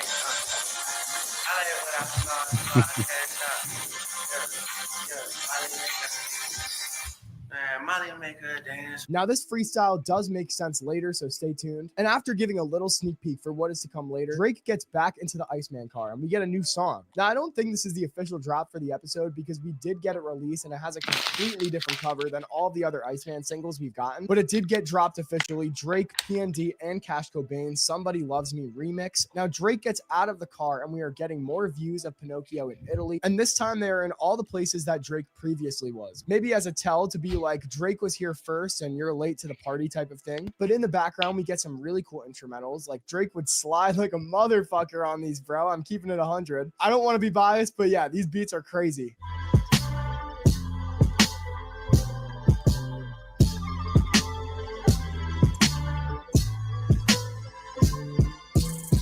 Drake then sits down in this big empty grand room with a bright red carpet, and we hear another insane rage beat. We're really getting teased here, and some big symbolism comes into this next clip as well, because in this room, a bunch of men with suits come out. They're all watching him. Now, once again, it's pretty clear what's happening here, and why I said that the Pinocchios were not UMG and all the industry executives. These are all the industry executives surrounding Drake, watching his every move. A big reference here to the ongoing lawsuit of Drake versus UMG. Another man man in a suit then comes and sits across from Drake. He looks around the room, leaves, and then one of the Pinocchios comes into the room and watches as he walks out. Now, through the entire episode, we don't see the Pinocchio end up sitting in the chair, but I think this whole scene is kind of a hint at that happening when the cameras are off. And I see it as Drake being offered something by all these industry higher ups. He declines whatever offer they have, and then they move on to the Pinocchios instead, the liars, to do the job for them, also while taking down Drake. Now, the highlight of this episode is next, the crazy new song, the premiere of the song Doghouse featuring Yeet. Like I said, him being shown in the beginning all led to something pretty cool. Drake and Yeet are first in the club listening to Yeet's new song Come and Go. Peak, by the way. But after that, like I said, they feature Doghouse, a new Rage song. Yeet absolutely slid. It's honestly pretty For All the Dogs vibes here, but it was still a good song. I can't play it because of copyright and it's not on streaming, but you guys can find that in my Discord, link in the description. Along with that, another song previewed here was a solo Yeet song, most likely either with the Drake verse cut to keep it a surprise or for his new album, A Dangerous Life. Then out of nowhere, Kevin Durant shows up outside of the IceMan truck, and we get another glimpse of 4 different shots of Pinocchios as well. And remember how we were talking about Pinocchio sitting in that room with all the executives where Drake declined and left? We get a shot of the Pinocchio stepping down and walking around in circles in that room, showing that, hey, maybe I'm considering what you're offering. He ends up leaving the room, but still, I think this was kind of our tell that he took whatever deal or offer they had. Or maybe if there are future episodes that will see this actual deal take place. But then the episode ends off with a bang because we get to see the IceMan trailer with an insane instrumental. Once again, another beat Drake would absolutely just slide on.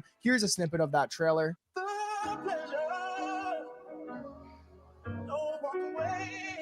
You got your love locked up for me. For me, yeah, you got your love locked up for me. IceMan, baby, why you so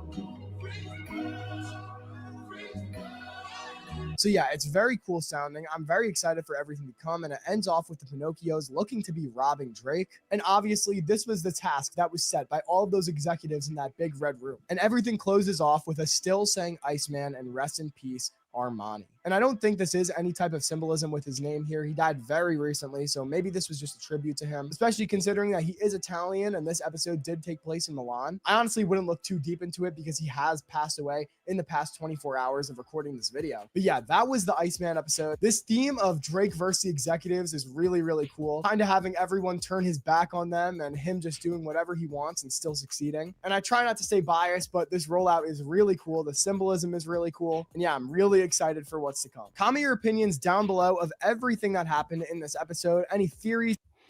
You know what I want to say? As far as this whole IceMan rollout, first of all, it's a good rollout because it's garnering a lot of attention. Hate it, love it, annoyed, like some of the music you heard so far, dislike some of it. At the end of the day, a rollout is about grabbing the fans' attention so that when the album drops, everybody clicks play. Okay? So he's doing his job, and you can't be mad at that. Here's a question I'm literally asking myself right now for the first time. We do so much of the whole Drake, no Kendrick, don't talk about Kendrick, get back to making hits, give us some timestamp type of rapidy rap songs, and just ignore all the Kendrick stuff. We say that. But if that's the biggest thing around him, don't you kind of got to use it, or shouldn't you use it for your promo then? All you got to do is put on your thick skin then and just ignore all the thousands of people, maybe hundreds of thousands of people are just like, ah, man, where's the slap? Where's the summer hit that has nothing to do with nothing? Cool. I mean, we do want those. But if everybody's still going to click play on this shit to figure out, oh, this is a scene right here related to Lucci. This is about the executives turning on him. This is about Kendrick Lamar and the Pinocchios represent all the lying. Who are those 4 people? We're going to play it because it's still one of the biggest things happening in hip hop, the Drake UMG lawsuit and anything that could put us close to Drake and Kendrick Lamar, anything. We're going to pay attention to it, right? An interview, a tweet, a shot, a subliminal, anything. So if we're going to do a rollout, using it could piss a lot of people off. Like, oh, Kendrick, you're wallowing too much in your loss. And I think he is, but at the same time, he's using it. You know, we'll see. The album just got to live up. It don't have to be a 10 out of 10. I don't need a 10 out of 10 album from Drake right now. I just need a good album. I just need some shit that I could play and be like, all right, this goes. I like a bunch of these songs. And there you go. Mission complete. You won. Not won the whole war, but you won a significant battle, which is all eyes on you. What are you going to do? Can you maintain the reputation of being a stellar artist? Right? You'll win that battle. Very significant. All right. We'll continue to look out for some more breakdowns. I couldn't pay attention to some of it because in the background, shout out to Bearded Brick, one of our members, put in the chat a new audio drop from Young Thug. So I took off my headphones, went on mute, and I was playing it on my phone to see if it was legitimate. Seemed like it was. So let's do it together. All right. I played about half of it. Looks like we're going back to Young Thug. All right, let's see, man. Watch out. Let's see what's going on with this. If he disses Future, damn, dog. Ain't nobody getting nothing but goddamn Pluto. He definitely do it. She probably done killed some of his babies for sure. She probably done aborted some of his babies for sure, 100%. For sure. He done took that bitch. Man, we went to Dubai one year. He took that bitch to Dubai with her. Her and Brittany, her and the baby mama. Yeah. I know for sure she don't have some abortion.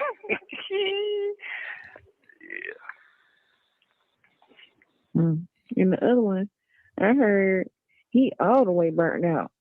Oh, definitely. Like the worst way. The crazy part is when I became a superstar, I stopped none of them bitches when I became a superstar. I started being like, bitches, I know a bitch gonna try to trick me.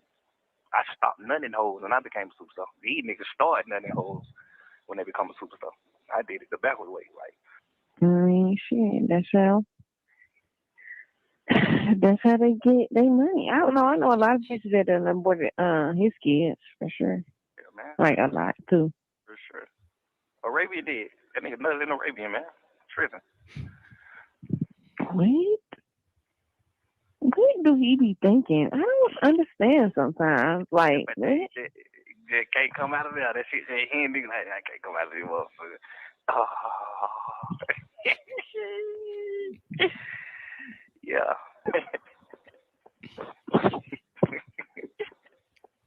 I'm 38, 39, all the kids grown.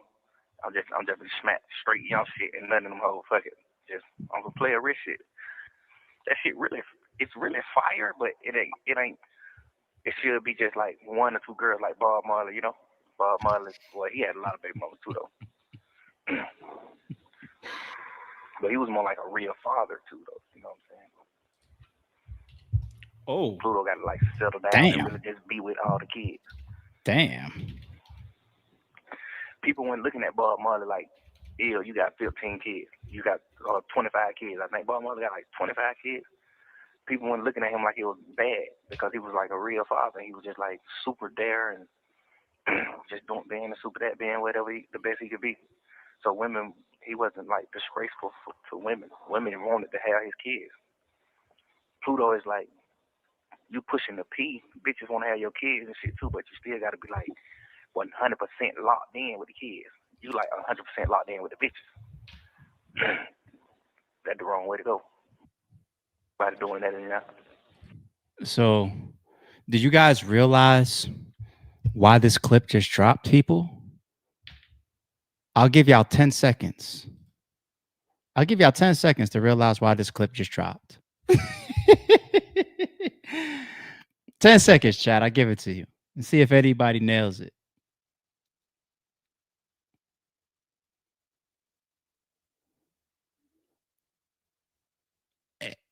And I just covered it yesterday.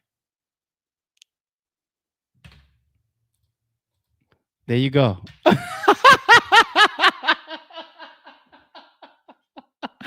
There you go. The changing of the name of Future's son's last name or addition to with Wilson being added. I don't know which one I'm hearing both reported. Either way, that came out. Everybody was reporting on that yesterday. When I covered it, what was my take, people? I said, I don't like that to be removed from the kid's legacy if the father is still in the person's life, the child's life. You don't do that to a man. But if he's absent and Russell Wilson's just stepping up and Future ain't there, and then another clip has been going around recently of them asking Ciara in an interview, so what's co-parenting look like with you and Future? And all she does is laugh. She doesn't really answer. It's like, ooh. And then here goes Young Thug saying if Papa's going to be a Rolling Stone, that's one thing on some rich nigga shit or whatever, but you got to lock in with the kids. He's pretty much on this phone call calling him a shitty father, an absent father. So when I was listening to like the first 80% of this audio, which out right now, I'm sitting there just like, they're going to get him on some chatty patty shit. This is something that you could call Future, but man, I'm just on the phone with my lady talking shit, same way you can clean up the Glorilla shit. But then you start talking about him being a shitty father and everything and just nutting in these women for no reason. Man, watch out. Right? It's tactical. It's all lined up. Every time the internet reacts to something, they compliment it with another audio clip. Oh, shit. In the background while they was talking, I pulled up. How many baby bobbers does the guy have? Like, I never knew, never really cared. But all right. Reports say Jessica Smith, a mother of his oldest, Brittany Millie, mother of his son Prince. I don't know. Ciara, mother of his son Future Zaire. India J, mother of his daughter London. Joey Chavis, mother of his son Hendrix. Eliza Rain Judge, mother of his daughter Rain. Kendra Bailey, reportedly mother of his child, not publicly confirmed by Future. 2 additional unnamed or lesser known women have been alleged in court filings or reported by media, but Future hasn't publicly confirmed. Future himself once acknowledged having like 7 or 8 baby mamas, though the exact number depends on public acknowledgement and paternity confirmation. He is out here. I mean, he's always had that reputation. I never knew the count, never knew no names. I don't care that much. But this Young Thug shit, there's a spotlight on all these clips dropping. And then when you say stuff like this, like, man, you got to lock in with these kids. Let's play it again. Like, let's play it again and determine, should Future really feel a way towards Young Thug? Not he just talking shit. It's all good, Spider, my nigga. It's all good. Or should he be like, oh, fuck you? Like, let's see if it's that bad. Let's play one more time. Ain't nobody getting nothing but goddamn Pluto. He definitely do it. She probably done killed some of his babies, for sure. She probably done aborted some of his babies, for sure. 100%. For sure. He done took that bitch. Man, we went to Dubai one year. He took that bitch to Dubai with her. Her and Brittany, her and the baby mama. Yeah. I know for sure she don't have some abortion. Yeah. And the other one, I heard he all the way burnt out. Oh, definitely. Like the worst way. The crazy part is when I became a superstar, I stopped none of them bitches when I became a superstar. I started being like, bitch, I know a bitch gonna try to trick me. I stopped none of them hoes when I became a superstar. These niggas started none of them hoes when they become. Is he talking to Mariah the Scientist, right? Is this his girlfriend? Imagine being on the phone with your girlfriend talking about, like, when I became a superstar, I stopped nothing in these bitches. Like, he better not be on the phone with his girl, B. And if that is his girl on the fucking phone with her, where the fuck is her self-respect? My nigga's talking to me about all the hoes he nutted in, but stopped when he became a superstar and his status and his money went up. And you guys sit there and be like, yeah, that's right. You're right. That is the right way to do it. Where the fuck is your self-value and self-respect? That better not be his lady, B. It better be some random chick that he's able to call, do 3-way calls for him, or that he could just vent to and talk shit to or whatever. That better not be your fucking girl, B.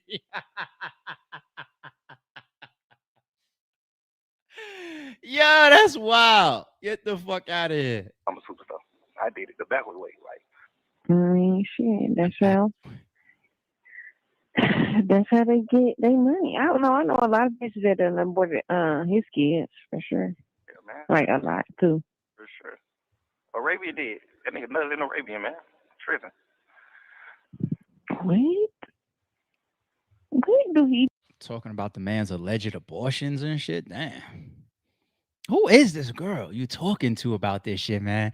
You ain't gonna be able to live down the pillow talking shit neither, dude. Like, y'all ever see them clips or the memes about like how married men, for whatever reason, they turn snitch when it comes to their wife, like their best friend to tell us some shit like, hey man, I gotta tell you something, keep it between me and you, man.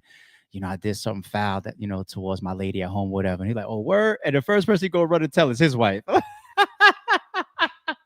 He won't rat on to nobody else, but to tell his wife everything, even about his boys. Who the fuck is he talking to in these calls, man? Be thinking. I don't understand sometimes. Like, Just can't come out of there. That shit just handy. Like, I can't come out of there, motherfucker. Oh. I don't know Mariah the Scientist. I don't follow her. I don't know her music. I don't know her interviews. Is this her voice, people? Y'all let me know. I don't know. I know one thing. It ain't AI when we hear the laugh for Thug, right? He's the only one in the world that could do that. No AI can replicate that fucking laugh of his. Yeah. Man, watch out. Just can't come out of there. That shit just handy. Like, I can't come out of there, motherfucker. Oh. Yeah.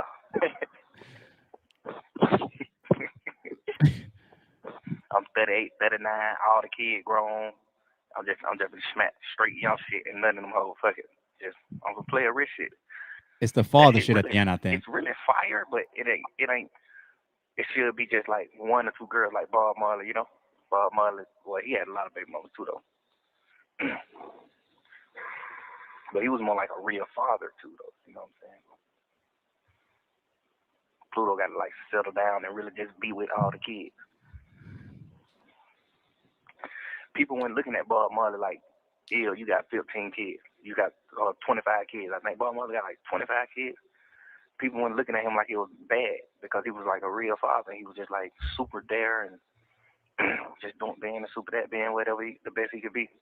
So women, he wasn't like disgraceful to women. Women wanted to have his kids. Pluto is like, you pushing the P, bitches want to have your kids and shit too, but you still got to be like 100% locked in with the kids. You like 100% locked in with the bitches. That's the wrong way to go. Nobody doing that in there. Ain't nobody getting that nothing but goddamn Pluto. He definitely do it. She probably done killed some of his babies for sure. She probably done aborted some of his babies for sure. Yeah, so it's not like the Little Dirk one where people are reacting and like from OTF and it could cause beef.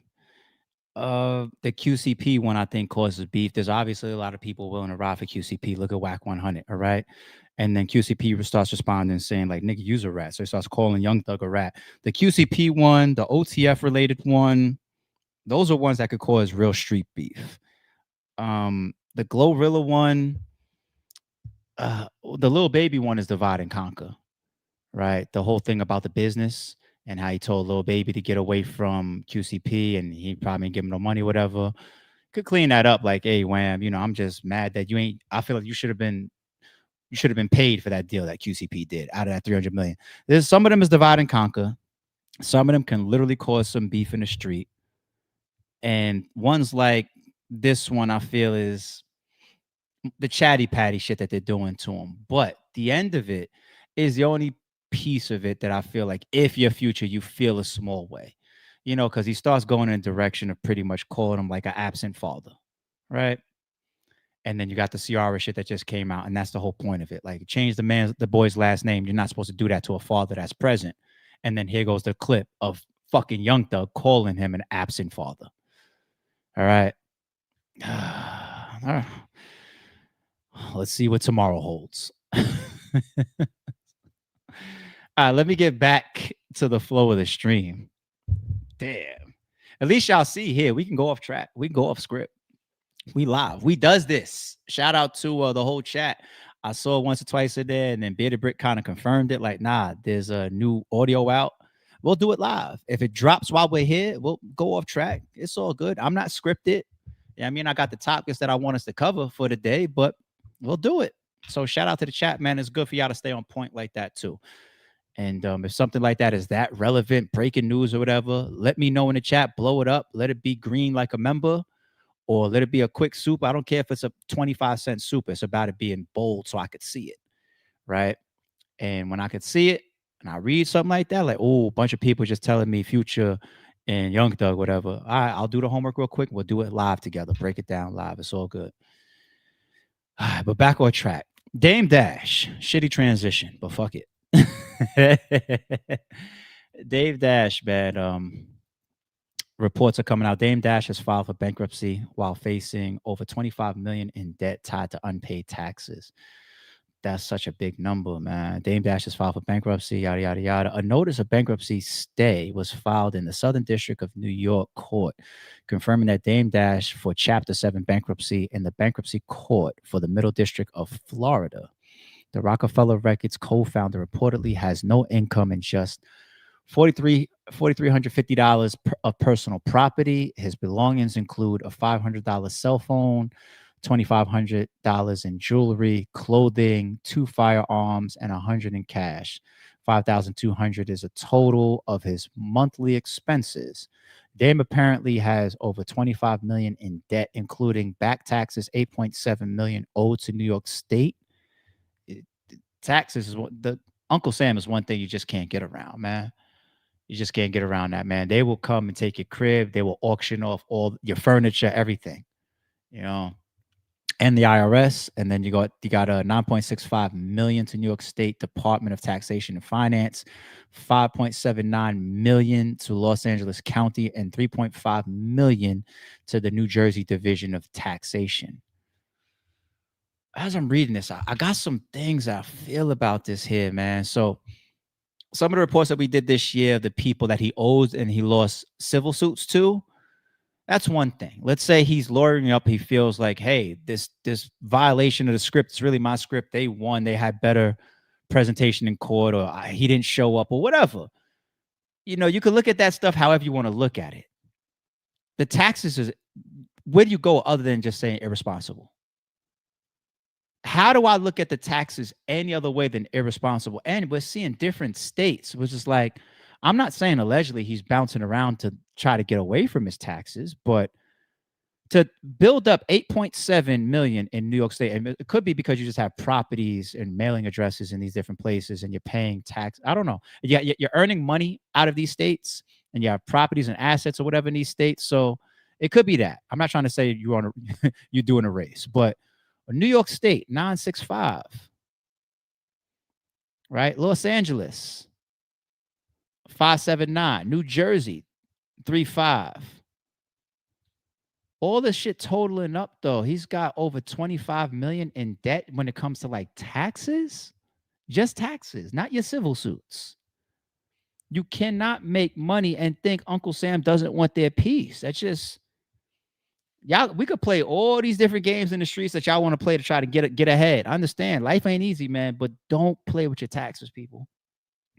If you're making money, put some money aside, understanding that them people are coming. I did that with Max Out, and I had to sit down. Max Out Part 1. Hitman and Cassidy did so well. I had to sit down on a conference call with people from RBE and show them how much money I was putting to the side just for that wasn't going to be divided up into the payout into the team, because it was a big ass fucking number. And it was just like, wait a minute, this big piece right here, ARP, what you doing with that? Hold on. When it's time to we're doing Max Out here and like whatever, top of the year, all of this is going to get reported. Rap Grid is going to report a 1099 on RBE for the amount of money that this shit is making on YouTube, just the card itself.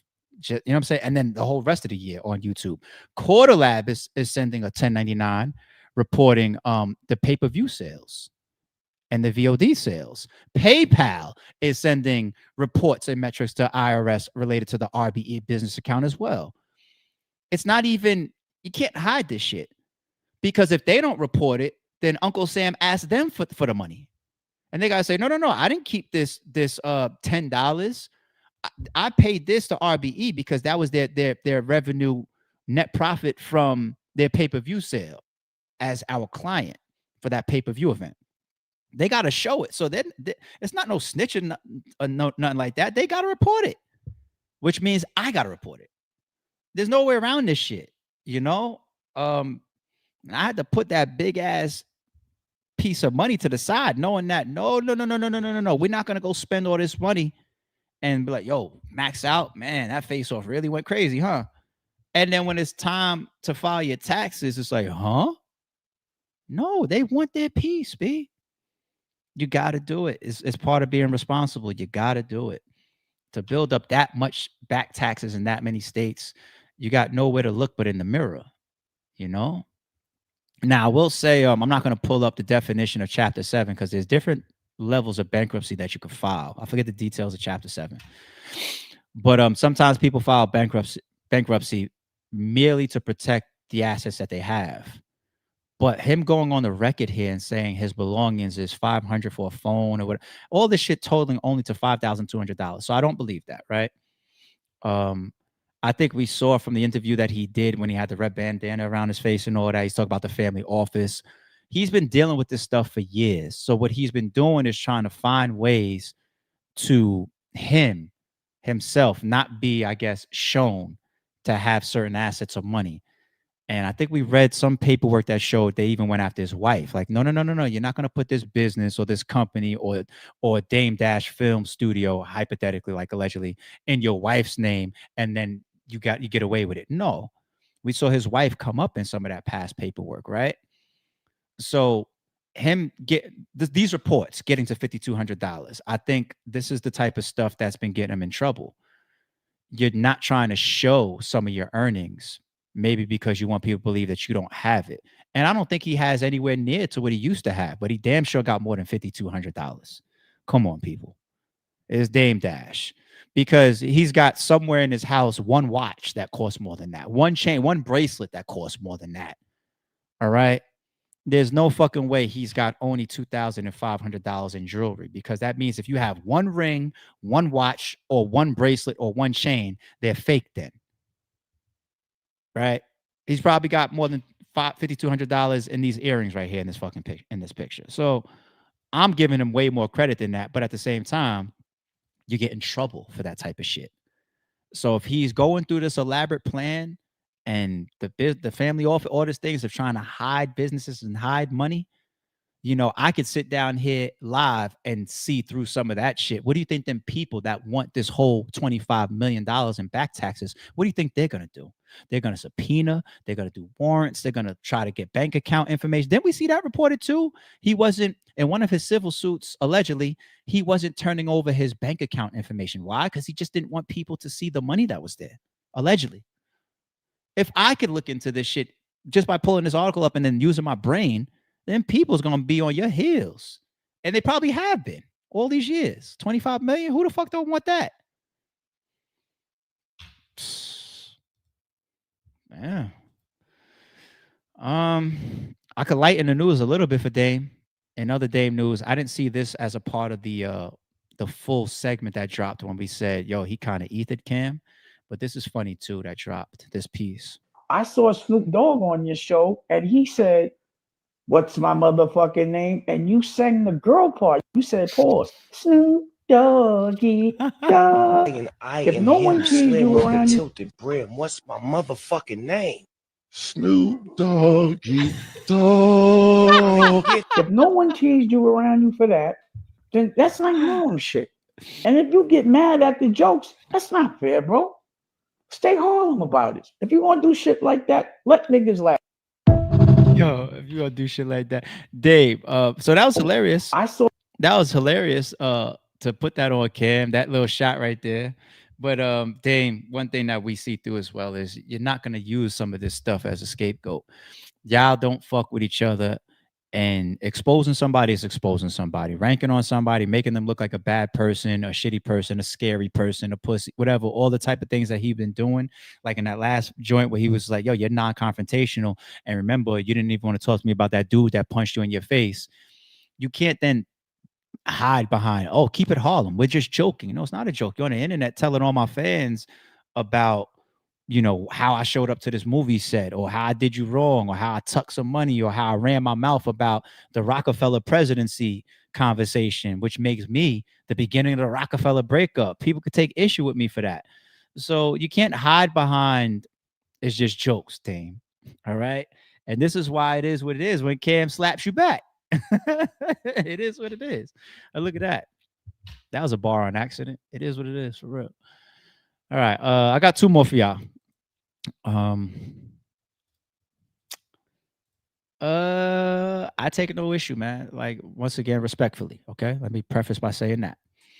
In an upcoming Netflix documentary about his life, Charlie Sheen says he decided to try something new, and he started having sex with men after years of banging women.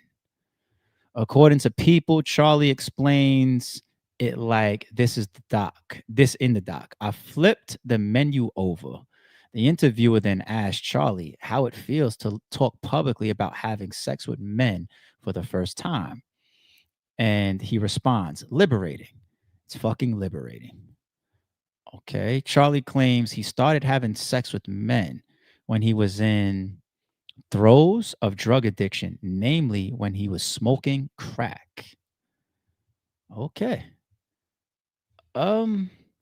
Hey, if you feel like this is something to get off your chest, shout out to you. You know, what does flipping the menu page mean though? Is it something that you're into, wanted to be into, wanted to try, or are we saying it was the drugs? Like, which one is it? You know, or once again, is it all the above? I don't know. But good for him. You want to know why? Because a lot of straight men, we say over the years, what do straight men take issue with? It's the closet stuff. Okay. And that's past sexual preference. I'm talking slow because I'm trying to be careful, people. It's past sexual preference. If you're a rat, you know, we'd rather know. Like, right? Put the audio out, put the video out, or don't be amongst me playing gangster and you really are a rat. If your sexuality is a certain decision, right? That's cool. Heterosexual, homosexual, bisexual, should I say transsexual? Is that transsexual? What else? What else? If you're a racist, I'd like to know. I told y'all I don't have no issue with that Ozark build out that they're doing. Why? Because the masks are off. We know what it is. If I'm not gonna go up there because y'all already telling me what y'all on up there. So cool, y'all stay there. I'm all right. I like it when the mask is off, you know, because then I could move accordingly. I could be cool with it. I could stay away from it. I could fight it. I could protect myself, whatever the circumstances cause. You know, that's the deeper conversation here to me. So shout out to Charlie Sheen, you know, and in today's world, man, like this is the times to, if you feel liberated, like he said, it's fucking liberating. You feel liberated by getting something like that out into your fan base, into the public. Now's the times. Like these times is fully supportive of that. So it's all good. You know, I'll say allegedly was it John Travolta? Right. There's a lot of people that came out talk about him. I think there was that picture. I don't know if it's AI or real Photoshop or not, of him kissing a man. And you know, is it confirmed for John Travolta? Did he ever say it himself? Did John Travolta ever officially, I'm still gonna say allegedly, come out of the closet? Did he? It says he's never officially come out and announced that he's gay publicly. But the rumors, the allegations, Travolta, especially in 2010, Travolta has consistently denied He was married to actress Kelly Preston. The marriage don't mean nothing. I mean, and none of this matters. You know what I'm saying? It's not a bad thing. You know, it's good for you guys to feel comfortable in whatever your preference is, you know. But because it's why'd you bring this up then, ARP? Because it's also Charlie Sheen. You know what I mean? Like he's a household actor name, right? So, you know, it becomes newsworthy. Like people say, "Oh, okay," you know. Let me stop there. All right, I don't want to make this weird and get myself in trouble. Yeah. Last but not least, I thought this was funny as hell. Was this from Checks and Balances? Either way, what the hell is going on out here with y'all? I don't even like my husband enough to be out here looking for his chin ass. I'm happy he gone. This the longest breakout I ever had since we got married. He's controlling. I'm excited that he's missing. And then the police and y'all telling me I gotta sit here and do a news interview asking for help. I don't want help. I like that he's missing. I don't want him to come home. But I don't want y'all, you know, when the cameras start and stuff, I'll cry a little bit and act like I miss him, but I don't want the police thinking I had something to do with it because I don't care, but I'm tired of him. You get what I'm saying? Oh, wow. Listen, I already done went to jail for holding my last boyfriend captive. What? So he can think. Exactly. So with my husband missing, they really gonna think it's me. I ain't did nothing. So whenever you ready, I'm ready.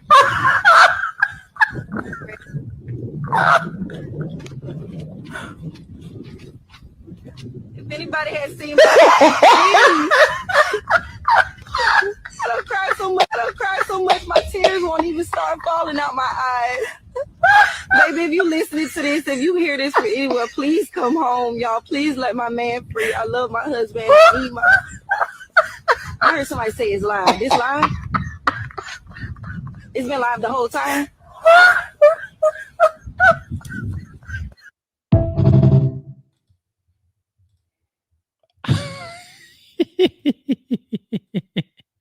You never know what we're gonna bring to the stream, people. You just never know. Is this live? Shorty, you think you're using the news reporters as your alibi, especially with your past? You better just call a fucking lawyer. Every once in a while, there's these viral people speaking to news reporters, man.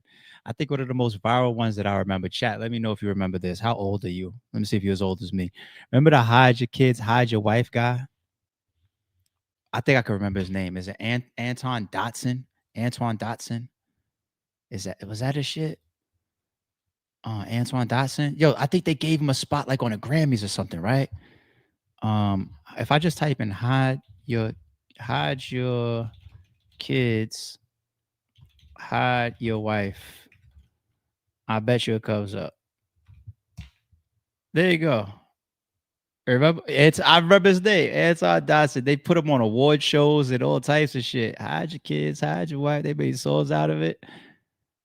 It's fucking incredible, man. You don't have to come and confess that you did. We're looking for you. We gonna find you. I'm letting you know now, so you can run and tell that, homeboy. You don't have to come and confess that you did. Hide your kids, hide your wife, and hide your husband because they've been everybody out here. Hide your kids, hide your wife. Y'all got it. All right. We're done. Over 2 hours today. I knew that was going to happen. Then we had to add in the random on live Future and Young Thug update. It is what it is. Hope y'all have fun today. All right, let's get over to the supers. Shout out to everybody, man, jumping in the supers. At 7:43, we started at 7:45 today. At 7:43, Sniper our member threw out a gift. Shout out to you, Sniper. Hope somebody caught that. Gang. Jay. This was at 7:49. Yeah, we was just getting rolling. You're trolling me right now. I don't like that. LOL. What did I do? I don't even remember. What did I miss? What did I miss? Butta member says, just saluting ARP. I hardly ever catch a live. Salute, homie. I appreciate you.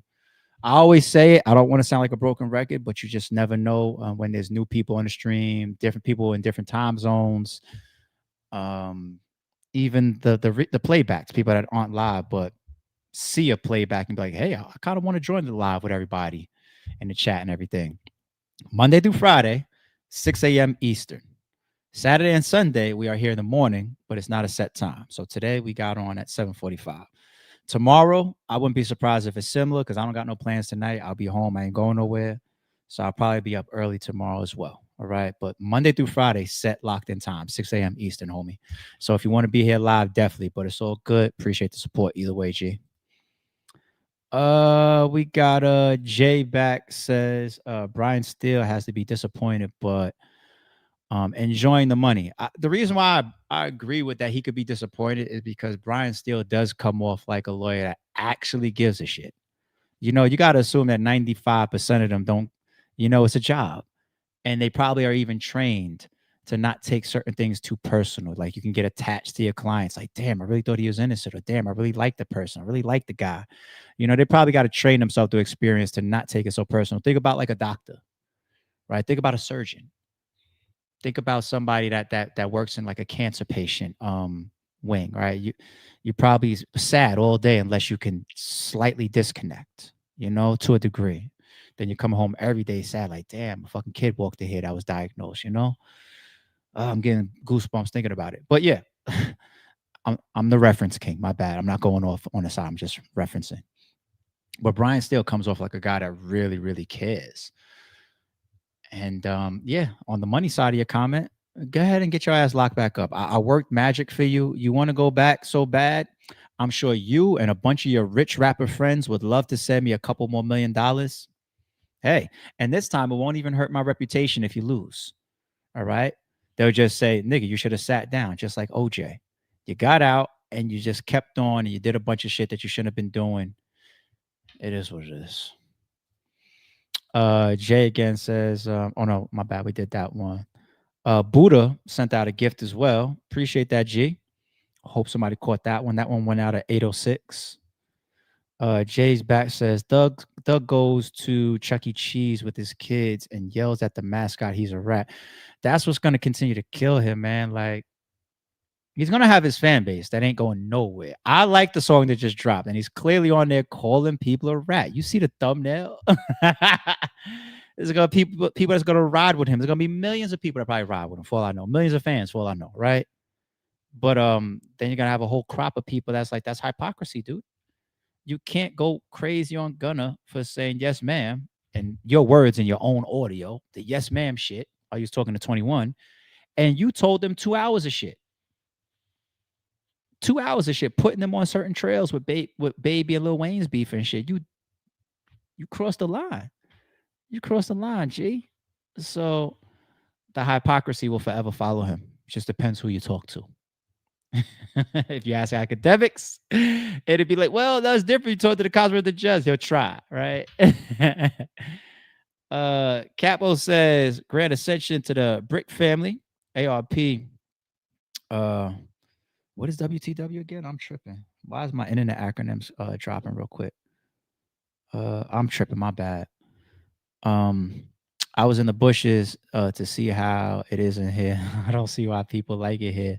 Hit that like button. So if y'all follow Capo, if y'all follow our members, if y'all follow the mods, if y'all follow the chat, Bush babies are people that just sit back quietly and watch the streams, which we do appreciate. But hit the damn like button, people. All right? If you're not gonna be interactive with us, if you're here live, you're not gonna throw in your feedback and your comments, you know, just like we had Bearded Brick earlier, you threw it in there in the chat, like, yo, new audio, go grab it. Young Thug and Future just dropped. What do? We brought in the stream. Not everybody got to be typing. Some people listen to us on Bluetooth and just, they're not connected to their phone. They're not even watching me. Some people don't even know what colors I'm wearing today. They're just listening to the audio, and that's cool. Some people at work, some people go to Spotify. I get it. You don't have to be that interactive, but you damn sure can hit that fucking like button. I know that, because the moment that you click into the video, all you got to do is hit the like. And then you could go about your business. Yeah. All right. Appreciate you, Capo. Sassy's in the building. Our member, she says, if he put out a couple of songs and get back, then he moved his career wise better than Drake after losing. But yeah, he Mikey.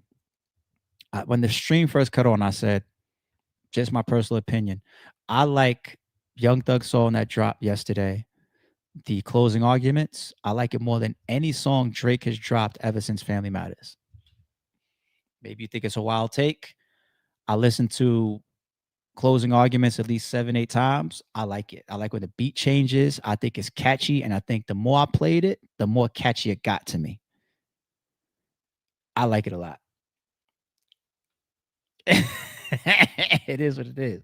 But y'all know y'all can trust me to never forget what is going on. Right? I'm very good at separating the two for y'all. I got y'all. All right. You'll never see me be like, damn, it's a hit album. Nah, he ain't really rap. That's not me. I got y'all on both sides of the coin. Don't worry. I got y'all. I'm cool. I'm good. Dope song, but I'm good. I got you. I'm grounded. Miss Abby says, we brought this in earlier. Family over everything. I had to fly to TX to check in on my younger brother. Okay. All is thankfully well. Good to hear. I'm grateful. I stopped to give y'all a like and a thumbs up. Thank you, love. Thanks for the shout out and have a great day, everyone. Shout out to Miss Abby moving around. Glad to hear that everything's good. You had to fly out real quick. You know what I'm saying? Check in on your brother. What we doing while we in TX though? What we doing out there now that everything's good on the family front? What we getting into? Hitting the malls? You hitting the strip clubs? Strip clubs out there is kind of crazy. I'll be here, right? What we doing out there in TX? But she didn't say, Houston, for example, or Dallas. If you're anywhere close to Houston,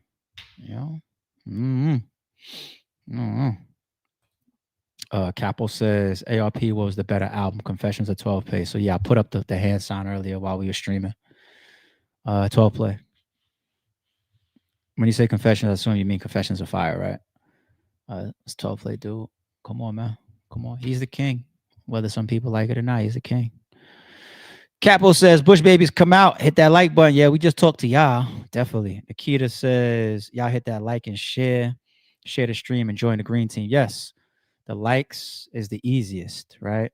If you want to hit that share, YouTube loves that. YouTube says, okay, this podcast is actually a good thing. I see people sharing it.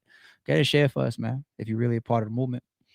And green team, that's just a secret society. All we ask is trust.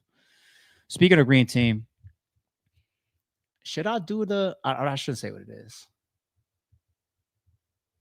I ain't gonna spoil it. I definitely got some members only exclusive videos that's coming up.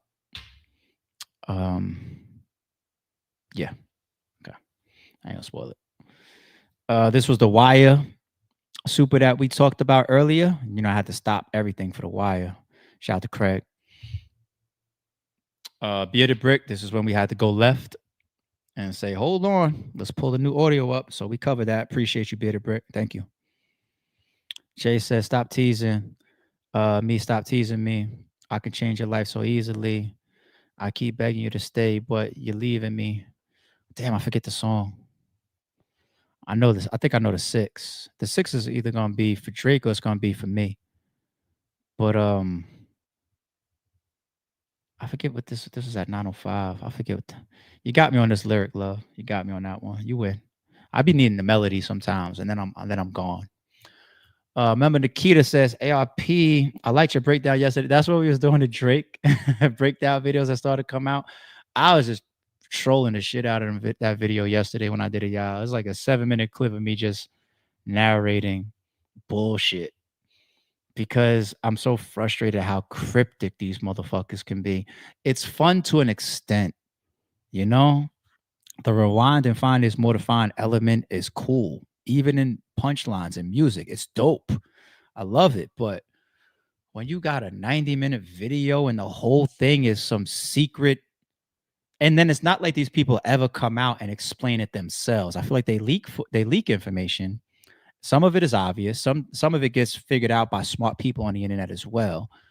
But Jesus Christ. And it's not just Drake. The Super Bowl had a lot of cryptic stuff in it. The Super Bowl halftime show, I think it was more catchable. But the Super Bowl had a lot of coded shit in it. All right. It's like y'all are going too far, man. Like, give me a break at times with it.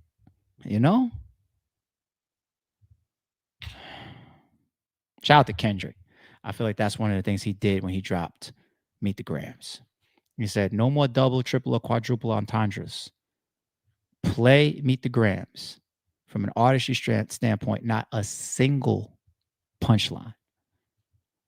Oh, that shit is so scathing, B. Not a single punchline. Archetype. I feel like you were already a member, but welcome back either way. Shout out to Archetype in the building. Rio says this one isn't bad. It's more so he too gossipy. Yeah, we'll see how people start to interpret the future clip. I hear you. Jay says, so you can't see it? LOL, watch out. What was that? While we was going over the clip? Oh man. FTH Smitty says, yo, ARP, what ointment you use on your tats? Bacitration. I don't even listen to the tattoo artists, like, because I've had at least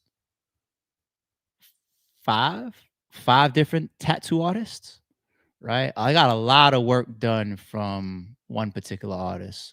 I would say like 65-70% of my shit is like from one person, but I still got a bunch of shit that last 30% from like another 4 different artists. And even like the last shit that I got done, like the side of my head and the back, dude was like, yo, go use Lubriderm. You know what I'm saying? Boom, boom, keep this on for this long, whatever. I'm sitting there like yesing him to death. Like, I follow my own shit, my own healing, looking in the mirror and figuring out. First of all, I don't use Lubriderm. I use bacitration always for my entire, everything I've always healed up, bacitration. And even how long you keep something covered, I go based on how it's looking and how it's feeling. You know, everybody's different. There's some tattoo artists even got a different process. Take this off in one day. Leave this on for 4 days. You know, you got to know your body a little bit. If it's your first time, then just follow what the professional says. If it's not, follow what you know, how your body responds to certain shit and how it works out. You know, like, and some of it depends on how good the artist is and how well you protected it over years too. So if you healed it up the right way, it'll maintain. Like, you see this mask on my arm is probably at least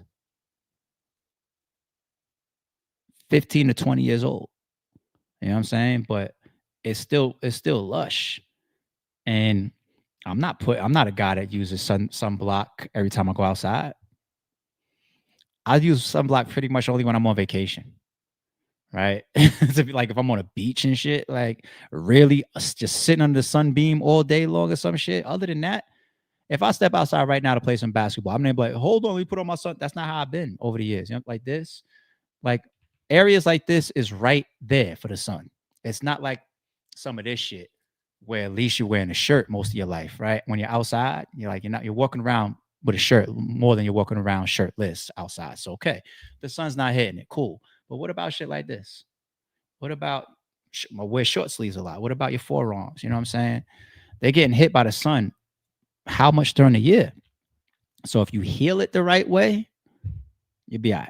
Heal it the right way and then give it some level of protection. Like now, my head, I probably wear the most during the year sunblock than I ever have for any other part of my body.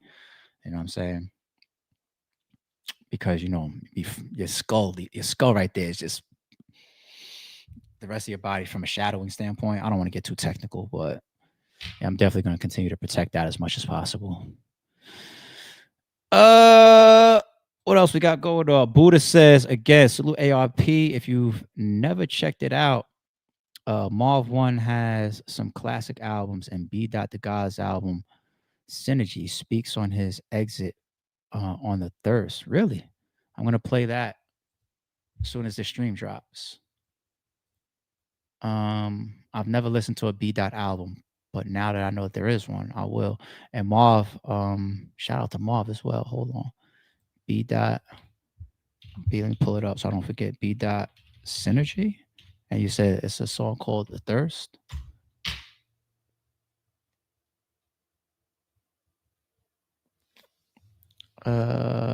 B. Synergy. This might be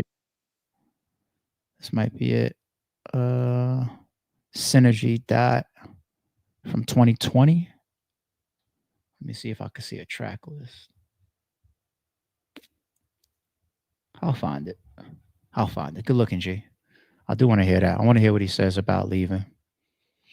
I do want to check that out. Shout out to Misha B in the building. One of our members. Pittsburgh played tomorrow. I need prayers. I watched the Chiefs and the Chargers game last night. You know, Mahomes was out. Mahomes was using his legs a lot. You know, he had a pretty good running game. First quarter, made me feel like the Super Bowl a little bit. Like they're not really. You can still see their offense just isn't moving the ball at that moment the way that we know they can on Max. You know, Kelsey was a little absent in the first half. Came in with a touchdown, the third or the fourth quarter, but that missed field goal or that missed extra point changes things. Then the Chargers had that big mistake closing out the half too. Their running back not getting out of bounds, right, which left the Chiefs enough time to get up the field and get out of the half with a field goal. Good game yesterday, man. Definitely a good game. But Chiefs better clean up the act. Clean their shit up, man. Shout out to Justin, man. You just beat Mahomes last night. Oplex Music says, why is black culture so fascinated with snitches? Because it doesn't start at the snitches. It starts above that, where black culture is also we're not the only ones, by the way, right? Because if I want to go to just American culture, we're infatuated with crime. American culture, period. Action movies do what action movies do for a reason. Shooting, bang, bang, explosions, people getting hurt, violence. It's American culture. Violence is a part of American culture, okay? Then you have all these branches to violence, like gangs, illegal activity, people breaking the law, the streets, period. And then if you want to get just into urban, snitches, because it's a byproduct of people that break the law, criminals. Criminality isn't a law in America as well.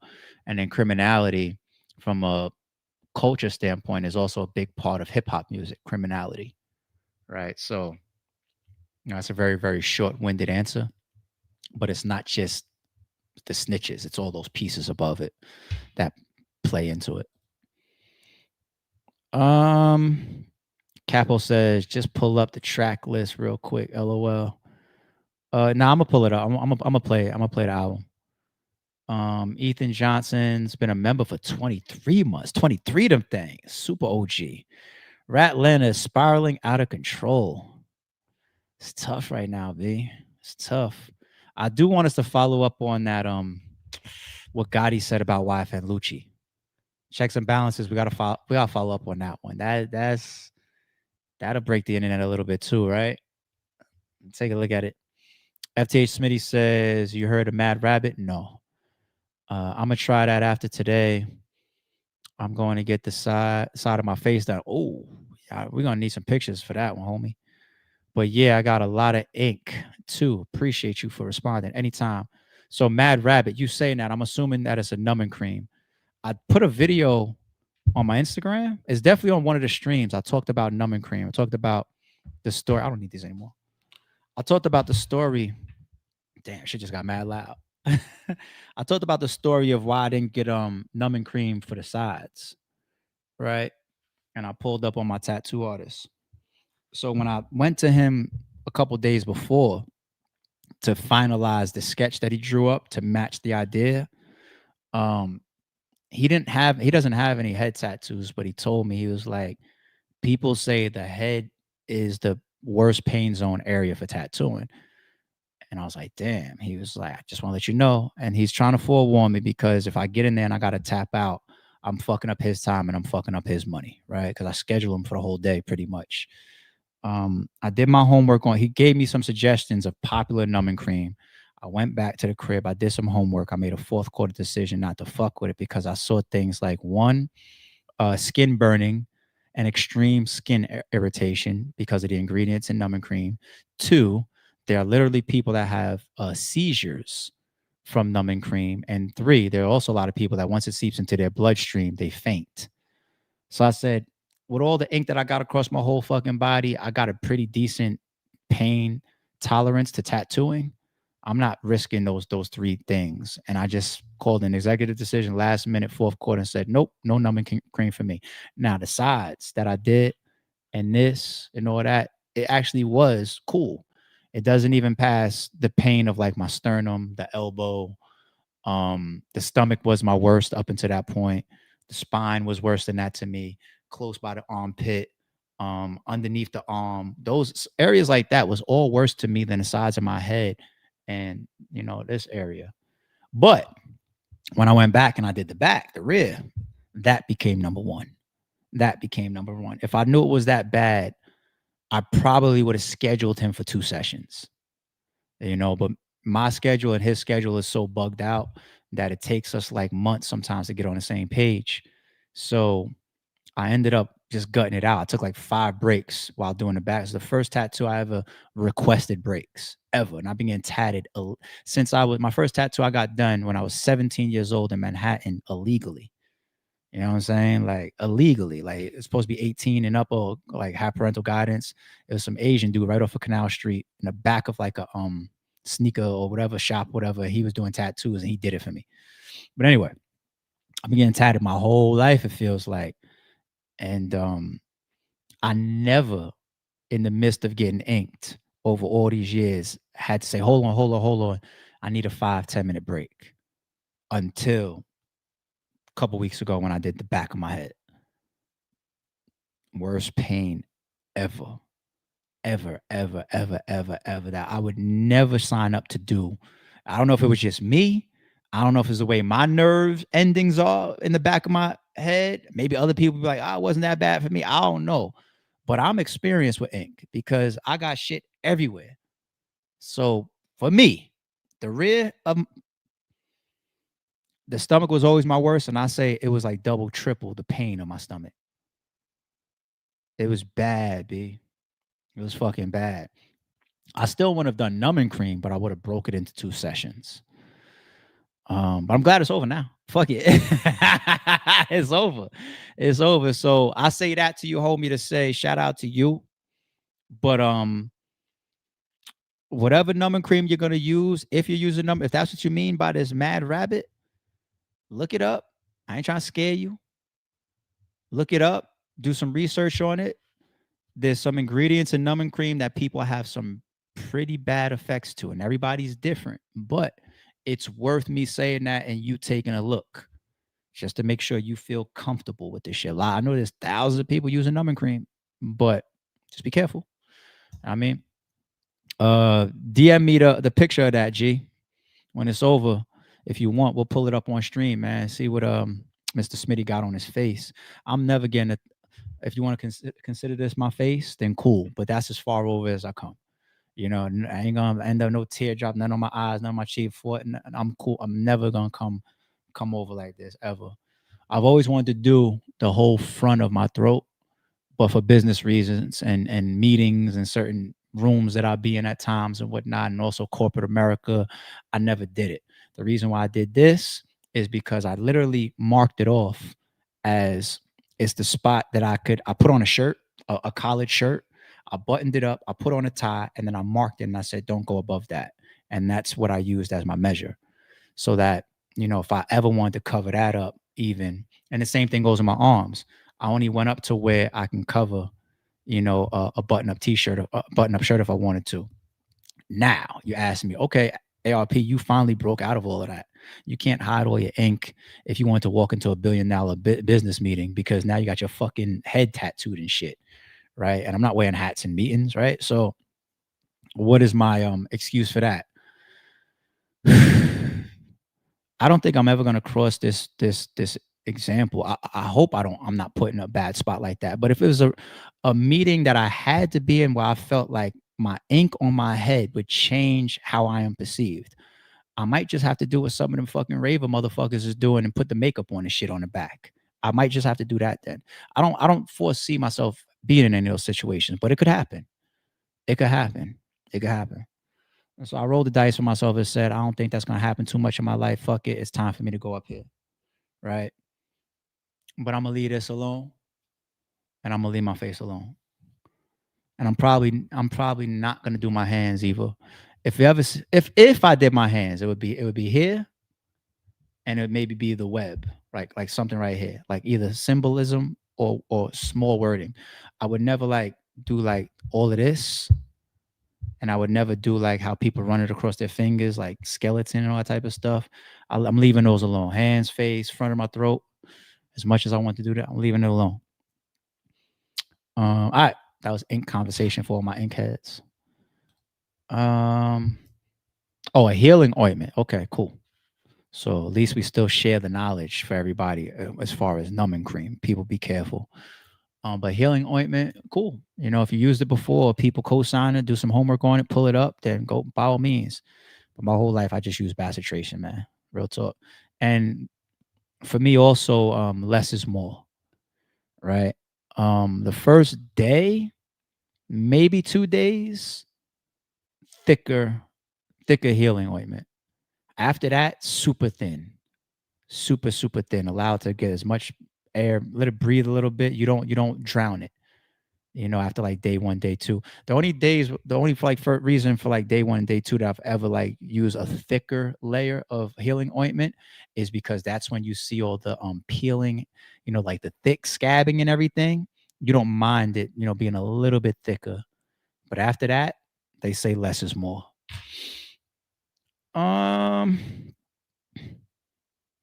Yeah, this ain't shit. This don't hurt at all. You know what I'm saying? That ain't about nothing. I mean, so if you want to get this done, whatever, you'll fall asleep during. I'm not saying it don't hurt. Every tattoo hurts, but it ain't about nothing. All right, we're done. That was the last super. Well, a lot of supers I had to go through today, right?